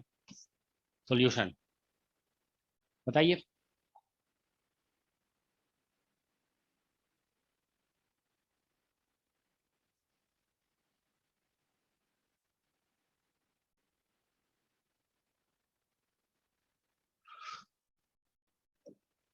कितना होगा बस, फॉर्मूला आपके सामने है, बस फॉर्मूला लगाना है, आंसर आ जाएगा। और क्या, देखो ये फॉर्मूला है, आई डिस्प्लेसमेंट करंट। यही तो सीखना है कि किसी भी सिचुएशन में कुछ भी पूछ दिया गया है, हमें कैलकुलेशन आना चाहिए, ठीक है, that's what you have to learn. तो देखो इसमें क्या होगा कि कुछ देर के बाद ये कुछ अंदर चला जाएगा, तो अंदर चला जाएगा तो मान लीजिए टी टाइम के बाद अंदर हम निकालते हैं, तो इसमें चार्ज जो निकलेगा ना, charge is equal to lambda into length निकल जाएगा, और ये लेमडा और इंटू लेंथ हो जाएगा वीटी टी टाइम के बाद, ठीक है ना। तो ये आ गया, तो इससे फ्लक्स जो निकलेगा ना, फ्लक्स वो आ जाएगा चार्ज बाई एप्सिलॉन नॉट, तो लेमडा वीटी और डिवाइडेड बाई एप्सिलॉन नॉट, ये फ्लक्स निकल गया। तो अब हमारा आईडी जो निकल रहा है, देखो ID that is equal to epsilon naught और del phi E electric flux by del T. तो बस इसको डिफरेंशिएट करोगे, ये वाला टर्म खत्म हो जाएगा, एप्सिलॉन नॉट खत्म हो गया, लेमडा इंटू वी हो गया। तो आईडी जो निकला ना, that is equal to lambda into V, ठीक है। लेकिन ये जो आईडी होगा ना, this will be for time less than और इक्वल टू, ठीक है ना, बेसिकली एल बाई वी, क्योंकि एल बाई वी के टाइम तक, ठीक है ना, ये अंदर आता रहेगा, ये पूरा फिल हो जाएगा। उसके बाद जब आगे बढ़ेगा ना, तो फिर अंदर में जो है ना चार्ज चेंज नहीं हो रहा होगा, चार्ज इनक्लोज चेंज नहीं हो रहा होगा, तो फिर फ्लक्स कांस्टेंट हो जाएगा, फ्लक्स कांस्टेंट हो जाएगा, तो फिर आईडी जीरो हो जाएगा, ठीक है ना। तो आईडी जीरो होगा, ठीक है ना, this will be for time less than this, ठीक है ना, फिर आईडी विल बी कम इक्वल टू जीरो, ठीक है। फिर ये जीरो हो जाएगा for time greater than L by V and less than two L by V, इतने इतने टाइम तक, ठीक है ना, लेस देन और इक्वल टू ऐसे कर दो, ठीक है ना। इसके लिए ये जीरो रहेगा, क्योंकि उस टाइम फिर फ्लक्स चेंज नहीं हो रहा होगा, ठीक है ना। अब फिर उसके बाद क्या होगा, उसके बाद फिर आईडी जो है ना फिर से इतना ही हो जाएगा, लेमडा इंटू वी। अगर आप माइनस में लिखना चाहते हो तो माइनस में लिख दो, ठीक है ना, ये आईडी हो जाएगा, क्योंकि फिर फ्लक्स डिक्रीज करने लगेगा ना, तो आईडी माइनस में लिख देते हैं, ठीक है। So this will be for time, ठीक है, टाइम ग्रेटर देन, ठीक है, देखो क्या होगा, greater than two L by, क्योंकि टू एल इसको पूरा, ठीक है ना, ये वाले एंड को यहाँ तक आने में टू एल बाई वी लगेगा, ठीक है ना, two L by V time. उसके बाद आगे बढ़ेगा ना, तो अंदर में चार्ज डिक्रीज करने लगेगा, तो फ्लक्स फिर चेंज होने लगेगा, ठीक है। तो time greater than two L by V, ठीक है ना।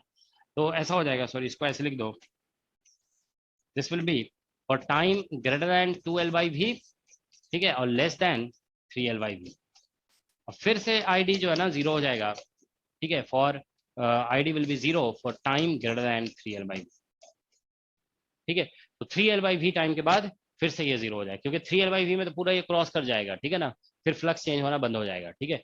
तो ये बेसिकली आईडी का वैल्यू होगा। तो देखो ये सब छोटे छोटे क्वेश्चन है, कभी किसी के माइंड में आया तो इस तरह से क्रिएट करके पुट कर दिया गया, ठीक है। तो मेनली क्वेश्चन जो आया है ना एग्जाम में, देखो जैम लेवल में क्वेश्चन आया है डिस्प्लेसमेंट करंट निकालने के लिए, ठीक है, नेट लेवल में नहीं आया है, ठीक है, लेकिन अगर आ गया तो आपको बस ये पता होना चाहिए कि this is how we calculate it, okay. अब मान लीजिए कभी कैपेसिटर, देखो आपको एक कंक्लूजन बताया गया ना कि कैपेसिटर जब चार्ज हो रहा होगा, ठीक है, when capacitor is being charge, तो बिटवीन द प्लेट्स जो डिस्प्लेसमेंट करंट होगा वो एग्जैक्टली इलेक्ट्रॉनिक करंट जो सर्किट में है ना उसके इक्वल है, ठीक है।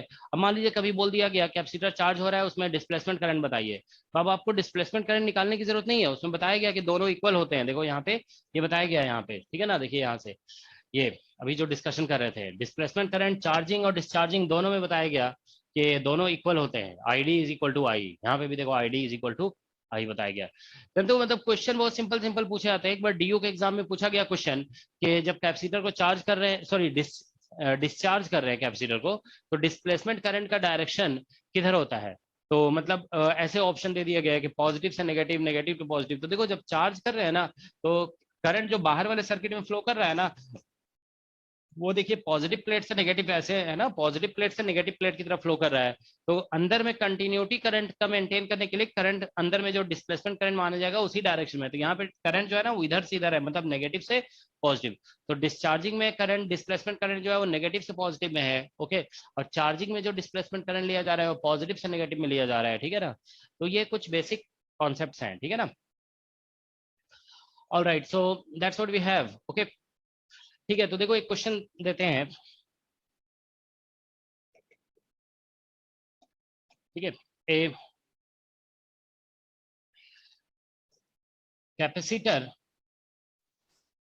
इसका कैपेसिटेंस सी है, इज जस्ट अंडरस्टैंडिंग बिल्ड करने के लिए दिया जा रहा है, is connected to a battery of voltage, ठीक है, V, ठीक है, थ्रू ए रेजिस्टर R, ठीक है, इन सीरीज, इन सीरीज। तो ये है सिचुएशन, बैटरी रेजिस्टर R से कनेक्ट कर दिया गया, ठीक है। क्वेश्चन ये है, what is displacement current between the plates of capacitor, ठीक है। बस छोटा सा कैलकुलेटिव क्वेश्चन दे रहे हैं आपको, देखो, what is displacement current between the plates of capacitor when at the moment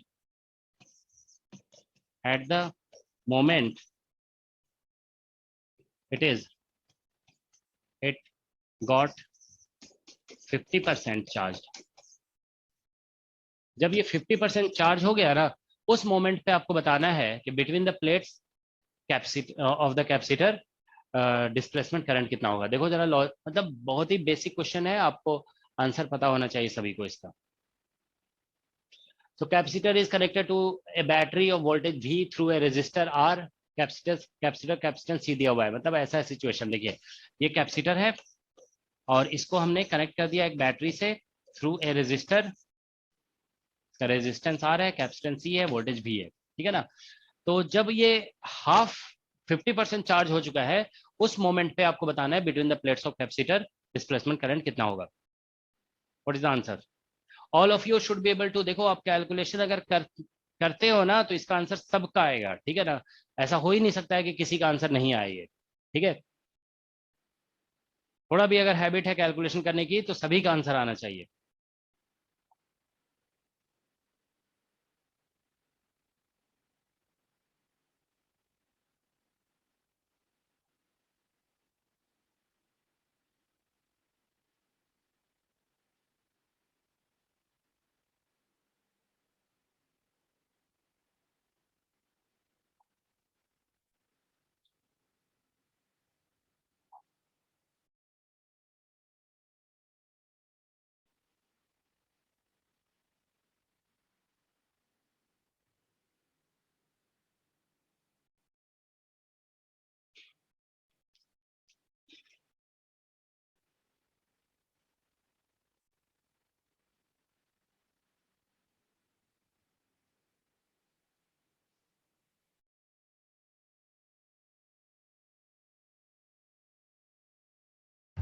V/2R sir.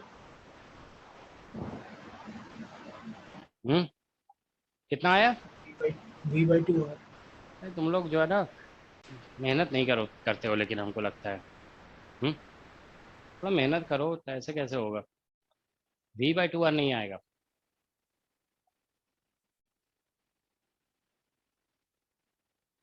गलत, V/2R गलत बता रहे हो हमको लगता है। V/2R आ रहा है? आई डोंट थिंक कि V/2R आएगा। सर सर्किट में जितना करंट होगा वही करंट आईडी होगा ना सर। तो वही आ रहा है, V/2R आ रहा है। Yes sir. पक्का? हमको लग रहा है डिफरेंट आ रहा होगा, ऐसा लग रहा है हमें।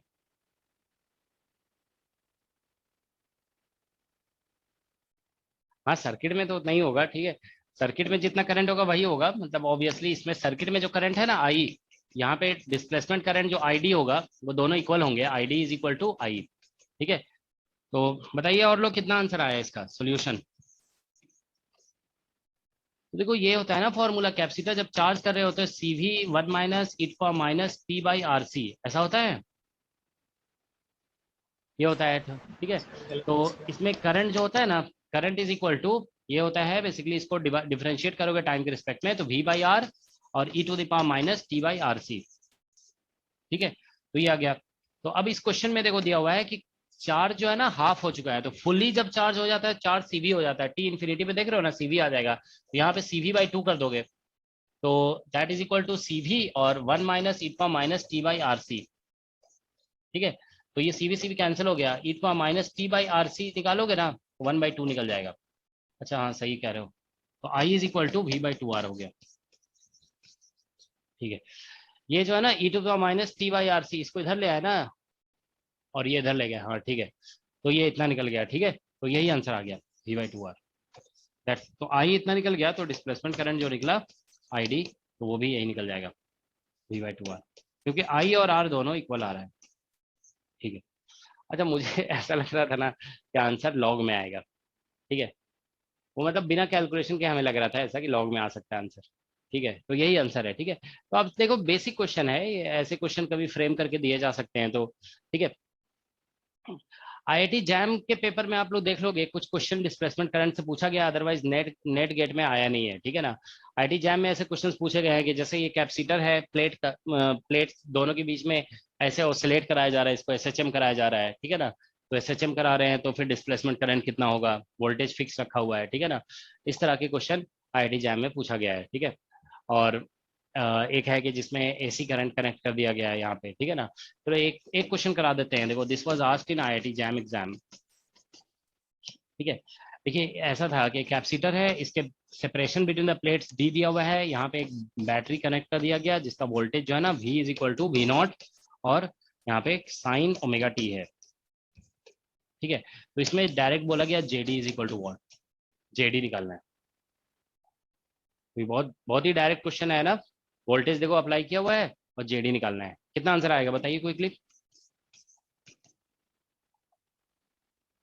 फॉर्मूला लगा दिए बस आंसर आ जाएगा।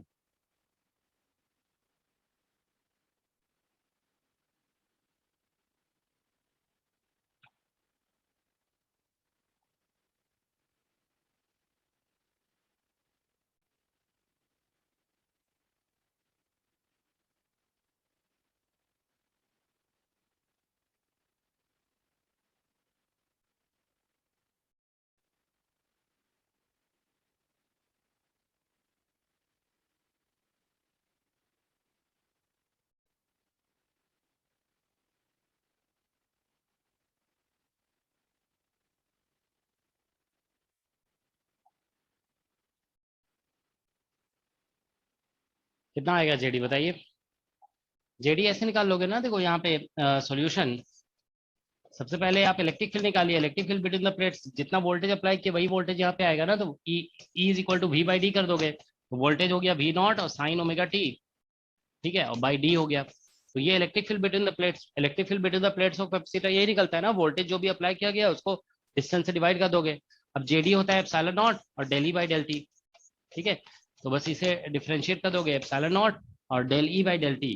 तो E को E ये है हमारा, इसको डिफ्रेंशिएट करना है तो V0 ओमेगा बाई D होगा और इनटू कॉस ओमेगा T, ठीक है। तो ये बेसिकली आंसर हो जाएगा इसका, ठीक है। तो ये इसका EMF आ रहा है, ठीक है। सॉरी ये displacement current between the plates of capacitor आ रहा है, ओके ठीक है। कभी जानते हो क्वेश्चन इस तरह से पूछा जा सकता है कि जैसे मान लीजिए इलेक्ट्रिक फील्ड है और मैग्नेटिक फील्ड, ठीक है ना, उसके बीच में फेज डिफरेंस कितना होगा between the plates of capacitor. जैसे देखो यहाँ पे आप वोल्टेज अप्लाई किए हो ना, तो there is some electric field between the plates और there is magnetic field also here, okay. तो अगर हम यहाँ पे पूछते हैं what is phase difference between electric and magnetic field between the plates of capacitor, between the plates of capacitor कितना होगा?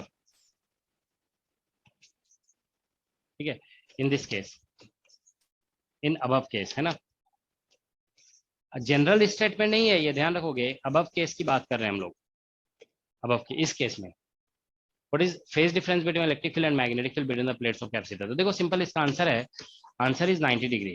जानते हो क्यों? देखो इसमें क्या होगा कि हम इलेक्ट्रिक फील्ड तो बस यही निकल गया, इलेक्ट्रिक फील्ड साइन में निकला है, अब देखो करंट जो है ना वो कॉस में निकल रहा है, मैग्नेटिक फील्ड निकालोगे ना, मैग्नेटिक फील्ड ऐसे दिख रहे हो आप, मतलब जेडी निकल रहा है कॉस में, तो आईडी भी बेसिकली कॉस में रहेगा, ठीक है ना। तो हम लोग magnetic field B dot D L equal to mu naught I D लिख रहे हैं, ठीक है, तो वहां पे करंट में कॉस टर्म आ गया ना, तो मैग्नेटिक फील्ड में भी कॉस आएगा, ठीक है। तो इसीलिए इसमें इलेक्ट्रिक फील्ड और मैग्नेटिक फील्ड के बीच में फेज डिफरेंस 90 डिग्री हो गया, क्योंकि आप जानते हो साइन फंक्शन और कॉस फंक्शन के बीच में फेज डिफरेंस 90 डिग्री होता है, क्योंकि आप जानते हो कि जैसे cos theta is equal to होता है साइन 90 माइनस थीटा, या 90 थीटा 90 प्लस थीटा, जो भी लिखना है, ठीक है ना, थीटा प्लस π/2 ऐसे लिख देते हैं, ठीक है ना। तो ये बेसिकली देखो साइन का आर्ग्यूमेंट और कॉस के आर्ग्यूमेंट में फेज डिफरेंस π/2 का है, ठीक है, तो इसीलिए 90 डिग्री लिखा जाएगा, ठीक है। ओके, तो ये बेसिकली डिस्प्लेसमेंट करंट का बेसिक इंट्रोडक्शन हो गया है, ठीक है। अब देखो जैसे हम बता रहे थे ना, जैम में क्वेश्चन पूछा गया इसको एसएचएम करा रहे हैं, तो एसएचएम करा रहे होता है ना, तो डी में वेरिएशन हो रहा होता है, तो डी बताया हुआ होता है किस तरह से वेरी कर रहा है, वोल्टेज उसमें कांस्टेंट दिया हुआ है, तो डी में टाइम डिपेंडेंस दिया हुआ रहेगा, तो फिर ऐसे ही लिख दोगे, इलेक्ट्रिक फील्ड इसी तरीके से निकल जाएगा, फिर आप इस फॉर्मूले में पुट करके डिफरेंशिएट करेंगे, you will get the displacement current, तो आपको डिस्प्लेसमेंट करंट यहाँ से मिल जाएगा, ठीक है ना। ठीक है, तो ये आप देखिए कि हम लोग बेसिकली ये concept of induced electric field, induced magnetic field, ये हमारा कंप्लीट हो गया है, ठीक है। तो अब देखिए हम लोग यहाँ पे नेक्स्ट अभी तक जो भी हमने पढ़ा ना उसको अब समराइज करते हैं, ठीक है। वही बेसिकली मैक्सवेल्स इक्वेशन है, मैक्सवेल्स इक्वेशन, ठीक है। मैक्सवेल्स इक्वेशन लिखने का मतलब है कि summary of what you have learned in electrostatics, magnetostatics and electrodynamics, okay. तो देखिए मैक्सवेल्स इक्वेशन में बेसिकली फर्स्ट हम लोग जो लिखते हैं, del dot E is equal to rho by epsilon naught, this is Coulomb's law, ये गॉस लॉ इसको कहते हैं ना, Gauss law, Gauss's law for electric field, ठीक है। और del dot B is equal to 0, this is Gauss's law for magnetic field, ठीक है। And del cross E is equal to minus del B by del T, ठीक है।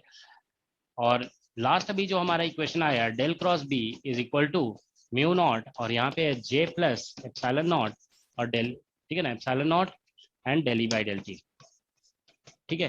तो यही Maxwell's equation है, this are the Maxwell's equation, ठीक है। तो ये है फैराडेज लॉ,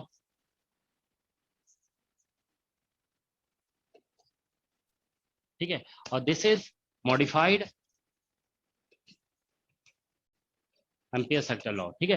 तो ध्यान रखोगे एम्पियर सर्किटल लॉ जो है ना वो स्टेडी करंट के लिए वैलिड है, that is valid for steady current, लेकिन ये जो है क्या कहते हैं modified ampere circuital law, it is valid for all types of current, okay, ये सभी करंट के लिए वैलिड है, ठीक है। तो बस यही है मैक्सवेल्स इक्वेशन, ये जो भी लिखा गया है यहाँ पे, this is called differential form,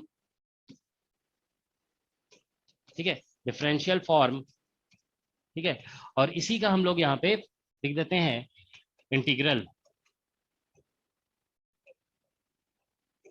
integral form. तो इंटीग्रल फॉर्म आप लोग खुद से लिखिए, इसका डिफरेंशियल फॉर्म है, आपको देखो इंटरव्यू के लिए हम आपको बता रहे हैं, बेसिक चीजें पता होनी चाहिए कि जैसे डिफरेंशियल है तो इंटीग्रल कैसे आता है, तो इसमें जानते हो ना, इसमें दोनों साइड आपको क्या करना होगा, डी टॉ से मल्टीप्लाई करना होगा, मल्टीप्लाई बाय डी टॉ, यहाँ पे दोनों साइड डी टॉ से मल्टीप्लाई करोगे एंड इंटीग्रेट, ठीक है। तो ये जो दोनों रिलेशन है ना, इसमें मल्टीप्लाई करोगे बाय डी टॉ, इसमें आप क्या करोगे मल्टीप्लाई, इसमें समझ रहे हो ना, यहाँ से कन्वर्जन के लिए करने के लिए multiply by dot D S and integrate, और उसके बाद आप इंटीग्रेट करेंगे, तो ऐसा करना पड़ेगा, तो multiply by dot D S both sides and integrate, okay. तो यहाँ से आ जाएगा ये, ओके। तो बस इतना कर देना है, okay, you get the answer. तो देखिए पहले इसको डी से मल्टीप्लाई करेंगे, इंटीग्रेट करेंगे, तो हमारा फिर उसके बाद गॉस डाइवर्जेंस थ्योरम लगाना पड़ेगा, वॉल्यूम इंटीग्रेशन को चेंज करना पड़ेगा सरफेस इंटीग्रेशन में। तो यहाँ से आ जाएगा E dot D S over close surface is equal to charge enclosed और डिवाइडेड बाय एप्सिलॉन नॉट। यहाँ से आ जाएगा B dot D S over close surface is equal to 0। इससे आ जाएगा E dot D L long close path is equal to minus del phi B by del T, ठीक है।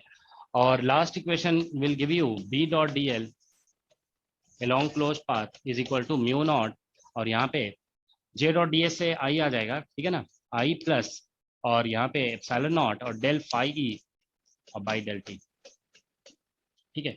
बस यही रिजल्ट है इसका, ठीक है, दैट्स द रिजल्ट। तो ये इसका रिजल्ट है, ठीक है, इंटीग्रल फॉर्म, और ये है इसका मैक्सवेल इक्वेशन का डिफरेंशियल फॉर्म, ठीक है। तो ठीक है, तो देखो जितना भी हम बता दिए ना, मैं अभी तक जो बताया गया ईएमटी में अभी तक जो भी पढ़ाया गया, आप मोस्टली मान के चल सकते हैं कि वो क्लास 12th लेवल का डिस्कशन था, ठीक है। सो अप टू दिस हम देखो बता रहे हैं, up to this discussion was, कुछ जानते हो अभी भी इसके बाद भी कुछ डिस्कशन होगा ना, जैसे आप देखोगे सीबीएसई के सिलेबस में 12th क्लास में इलेक्ट्रोमैग्नेटिक वेव्स का भी कॉन्सेप्ट है, ठीक है ना। तो मतलब थोड़ा तो इसके बाद भी लेकिन डिस्कशन थोड़ा थोड़ा क्लास 12 से मैच करता है, ठीक है ना। लेकिन अभी तक डिस्कशन मतलब was related to 12th class. अब इसके बियॉन्ड जब हम लोग जाएंगे ना, तो मतलब अब 12 से मतलब मैच करना थोड़ा कम हो जाएगा, ठीक है। लेकिन अभी तक जो भी पढ़ाया गया इस तरह का डिस्कशन जानते हो, आपको एनसीईआरटी की भी बुक में मिल जाएगा, एससीवी में मिल जाएगा, सभी मिल जाएगा, ठीक है ना। तो अगर थोड़ा आप कॉन्सेप्ट और बिल्ड करना चाहते हो तो आप ये सभी पढ़ सकते हैं, ठीक है ना। तो आप लोग एक बार बहुत अच्छे से इसको रिवाइज कर लीजिए, ठीक है ना, जो जितना भी पढ़ाया गया है, ठीक है। हम ऐसा करते हैं ना कि अभी 1-2 दिन जो है ना ईएमटी को ब्रेक कर देते हैं, ठीक है। ऐसा करें कि ईएमटी ब्रेक कर दें और थोड़ा आप लोग रिविजन कर लीजिए, ठीक है। और हम क्वांटम वगैरह पढ़ाते हैं अभी, ठीक है। या ऐसा करते हैं इलेक्ट्रॉनिक्स को ब्रेक कर देते हैं, ठीक है, इलेक्ट्रॉनिक्स को ब्रेक। क्या स्टार्ट करेंगे? मैथमेटिकल में तो जानते हो आप लोग का प्रोबेबिलिटी बचा हुआ है ना, बैच ए में तो सिर्फ प्रोबेबिलिटी और टेंसर बचा हुआ है, ठीक है ना। बैच 2 में तो अभी करते हैं आप लोग का स्टार्ट, ठीक है ना। तो अभी जो है ना इलेक्ट्रॉनिक्स खत्म ही होने दीजिए सर, वो खत्म हो जाएगा इसलिए। कितना कितना बचा हुआ है इलेक्ट्रॉनिक्स में आप लोग का अभी? हम सर चलो ठीक है, अब लेकिन अब कल से क्वांटम की क्लास में लगाते हैं, ठीक है ना। तो ठीक है, तो इसको आप लोग रिवाइज कर लो, नेक्स्ट क्लास में हम लोग सर क्या बोल। जुलाई में होगा क्या नेट का? अभी तो कुछ नोटिफिकेशन भी नहीं है, अप्रैल तो खत्म हो गया, ठीक है, पता नहीं कब होगा। सर ईएमटी पे भी कितने लेक्चर्स और लगेंगे? ईएमटी में देखो अभी जो है ना कितने लेक्चर हुए हैं अभी, मतलब अभी जैसे मान के चलिए अभी मैक्सवेल इक्वेशन में 2-3 लेक्चर लग जाएंगे, फिर मतलब अभी मिनिमम कम से कम हमको लगता है 15 लेक्चर तो लगेगा ही, 15 लेक्चर्स और है इसमें। ईएमटी जानते हो बहुत बड़ा चैप्टर, बहुत बड़ा सब्जेक्ट है ये, ठीक है। फिर भी हम थोड़ा शॉर्ट में पढ़ा दिए हैं इसको, ठीक है। तो ये 15 लेक्चर अभी ये चलता रहेगा पैरेलल, ठीक है। अब दूसरा सब्जेक्ट पे भी हम लोग फोकस करेंगे, ठीक है। इलेक्ट्रॉनिक्स में कितना बच रहा है आप लोगों का अभी? सर अभी ओपैम्प रहता है, बीजेटी चल रहा है, एफईटी और सर डायोड में। सर बैच 1 का कम रहता है, बाकी बैच 2 का थोड़ा ज्यादा है। अच्छा, चलो हो जाएगा वो भी, ठीक है। तो अभी हम स्टॉप कर रहे हैं, नेक्स्ट क्लास में फिर हम लोग डिस्कस करेंगे, ठीक है। सर एक क्वेश्चन था सर। क्या क्वेश्चन है sir? Time varying magnetic field अगर इलेक्ट्रिक फील्ड प्रोड्यूस कर रहा है तो वो इलेक्ट्रिक फील्ड भी टाइम डिपेंडेंट होगा सर?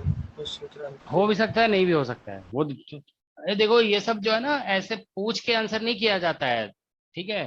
तुमको खुद ही समझ में आ जाना चाहिए। अरे सोचा कैसे सोचा, देखो हम बता रहे हैं, हमने चलो बोलो, तुम ही बोलो, देखो अभी पता चलेगा आंसर। बोलो क्या बोल रहे हो? टाइम वेरिंग मैग्नेटिक फील्ड अगर इलेक्ट्रिक फील्ड प्रोड्यूस कर रहा है तो वो भी टाइम तो डिपेंडेंट टाइम होगा। वेरिंग मैग्नेटिक फील्ड वाला कॉन्सेप्ट कहाँ से आंसर, मतलब ये आप कौन से टॉपिक से रिलेट करोगे? जो आप क्वेश्चन पूछ रहे हो कौन से टॉपिक का क्वेश्चन है? हाँ टॉपिक बताइए कौन सा, मतलब हम लोग कौन से इक्वेशन से रिलेट करेंगे, कौन से टॉपिक से रिलेट करेंगे।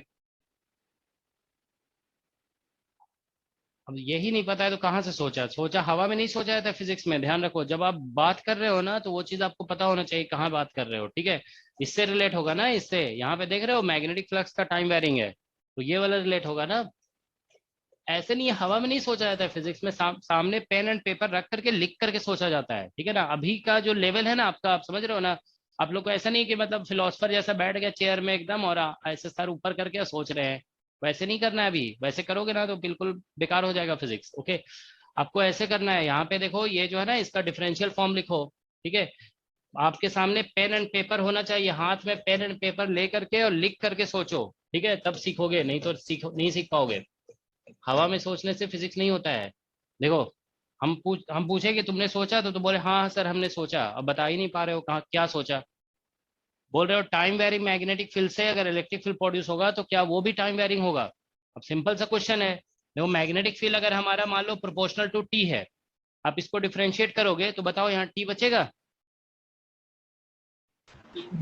नहीं बचेगा। जब टी यहाँ बचा ही नहीं तो इलेक्ट्रिक फील्ड में टाइम कहाँ से आएगा। तो देखो इसमें जो इलेक्ट्रिक फील्ड यहाँ से जो इलेक्ट्रिक फील्ड निकलेगा ना, ये कांस्टेंट इलेक्ट्रिक फील्ड निकलेगा, वो टाइम डिपेंडेंट नहीं होगा, इंडिपेंडेंट ऑफ टाइम। लेकिन मान लो अगर B proportional to sine T है, साइन ओमेगा टी, अब बताइए आप यहाँ पे डिफरेंशिएट करोगे तो टाइम बचा कि नहीं बचा, बचेगा। तो इलेक्ट्रिक फील्ड निकालोगे तो उसमें भी टाइम आ जाएगा, ठीक है ना। तो बस सिंपल सा आंसर आ गया यहाँ पे। तो अगर टाइम वेरिंग मैग्नेटिक फील्ड है ना, उससे इलेक्ट्रिक फील्ड निकाल रहे हो, तो वो इलेक्ट्रिक फील्ड टाइम इंडिपेंडेंट होगा सिर्फ एक पर्टिकुलर केस में। वो पर्टिकुलर केस है जब मैग्नेटिक फील्ड टाइम के प्रोपोर्शनल होगा। बाकी जितने भी केस होंगे ना, ये स्क्वायर के प्रोपोर्शनल, क्यूब के प्रोपोर्शनल, साइन फंक्शन, कोई भी केस अगर हो गया तो उसमें जो इलेक्ट्रिक फील्ड निकलेगा वो टाइम डिपेंडेंट होगा। तो ज्यादा चांस क्या है, टाइम वेरिंग मैग्नेटिक फील्ड से जो इलेक्ट्रिक फील्ड निकलेगा वो टाइम डिपेंडेंट होगा कि इंडिपेंडेंट होगा, ज्यादा चांस कौन सा है। डिपेंडेंट होगा। हाँ टाइम डिपेंडेंट हो गया ना, ज्यादा चांस है कि टाइम डिपेंडेंट होगा, वो डिपेंड करेगा टाइम पे, ठीक है ना। तो ऐसे सोचा जाता है ना फिजिक्स में। सोचने का तरीका यही है कि आप लिख करके सोचिए, ठीक है, लिख करके सोचना है आपको। मतलब अभी आप जानते हो, आप अभी अभी आप लोग का लेवल जो है ना वो मतलब लर्निंग वाला लेवल है ना।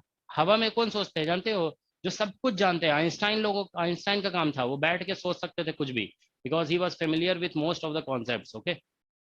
अभी आप लोग पहले सीख जाइए फिर वैसे सोचा जाता है, ठीक है ना। चलो ठीक है, तो आप इसको जो है ना अभी जानते हो क्या करो, पूरा ईएमटी जो है ना अच्छी तरह से रिवाइज करो। जितना पढ़ा दिया गया ना जानते हो, इतना अगर रिवाइज कर लोगे ना अच्छे से, चांस है कि जानते हो ज्यादातर क्वेश्चन इतना यहाँ तक ही आएगा। इसी क्योंकि अब जो टॉपिक देख रहे हो ना, पिछले पिछले एग्जाम्स के क्वेश्चन आप करके देखो, 2022 में जो आया पेपर, 2021 में जो आया, उन सब में जानते हो यहाँ तक से ही ज्यादा क्वेश्चन आया है, ठीक है। अब क्योंकि अब क्वेश्चन जो है ना थोड़ा रैंडम आ रहा है ना, तो रैंडम क्वेश्चन इन सभी टॉपिक से ज्यादा बनता है। अब जो आगे के टॉपिक्स है ना उससे कम क्वेश्चन पूछा जा रहा है, ठीक है। तो चलो आगे के टॉपिक्स तो हम करा देंगे अभी जो है ना, 8-10 क्लास में तो हो जाएगा वो, ठीक है। तो अभी बंद करते हैं, ओके। ठीक है। और वो ग्राफ वाला क्लास कब होगा उसमें? ग्राफ वाला क्लास ले लेते हैं एक दिन किसी दिन। तो आप लोग की इलेक्ट्रॉनिक्स की क्लास है ना अभी, इसीलिए फिर वो ओवरलैप कर जा रहा था ना टाइम। सर कल इलेक्ट्रॉनिक्स की डेटा आज भी है ना इलेक्ट्रॉनिक्स क्लास अभी आप लोगों की। यस सर, अगर वो टाइम पे खत्म हो जाएगा कल ले लो। हाँ तो इसीलिए नहीं लगी अभी।